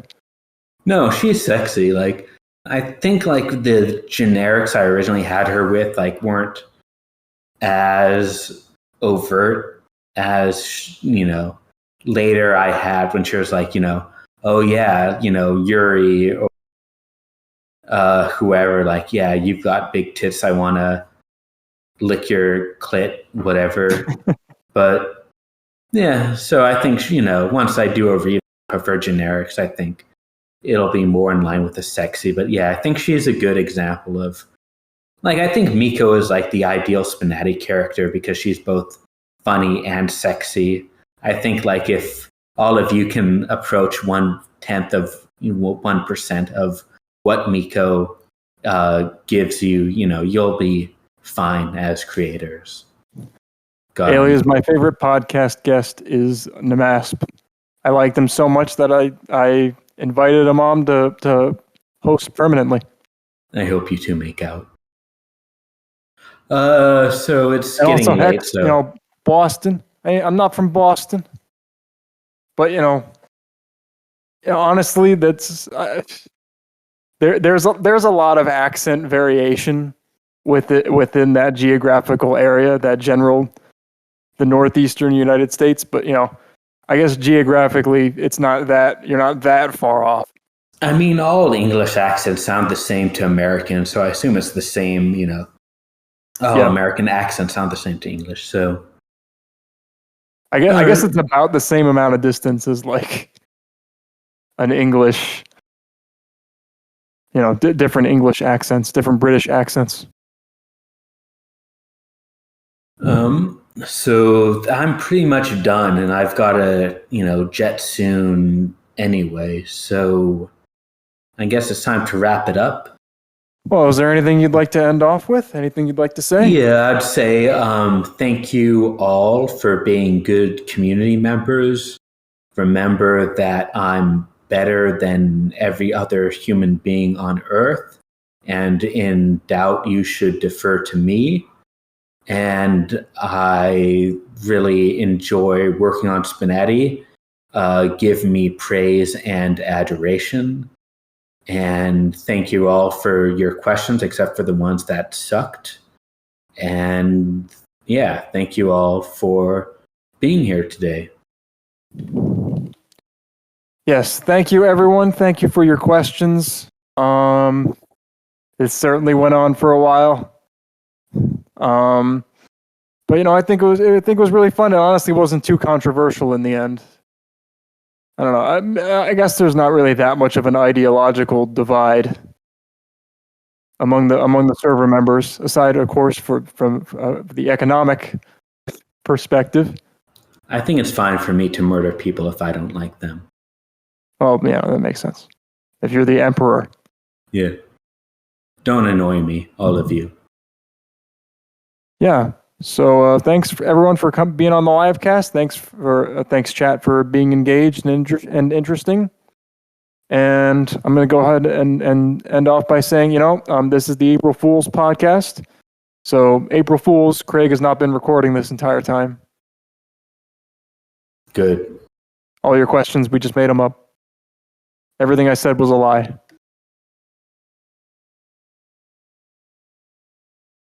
So now we just wait until Cavendish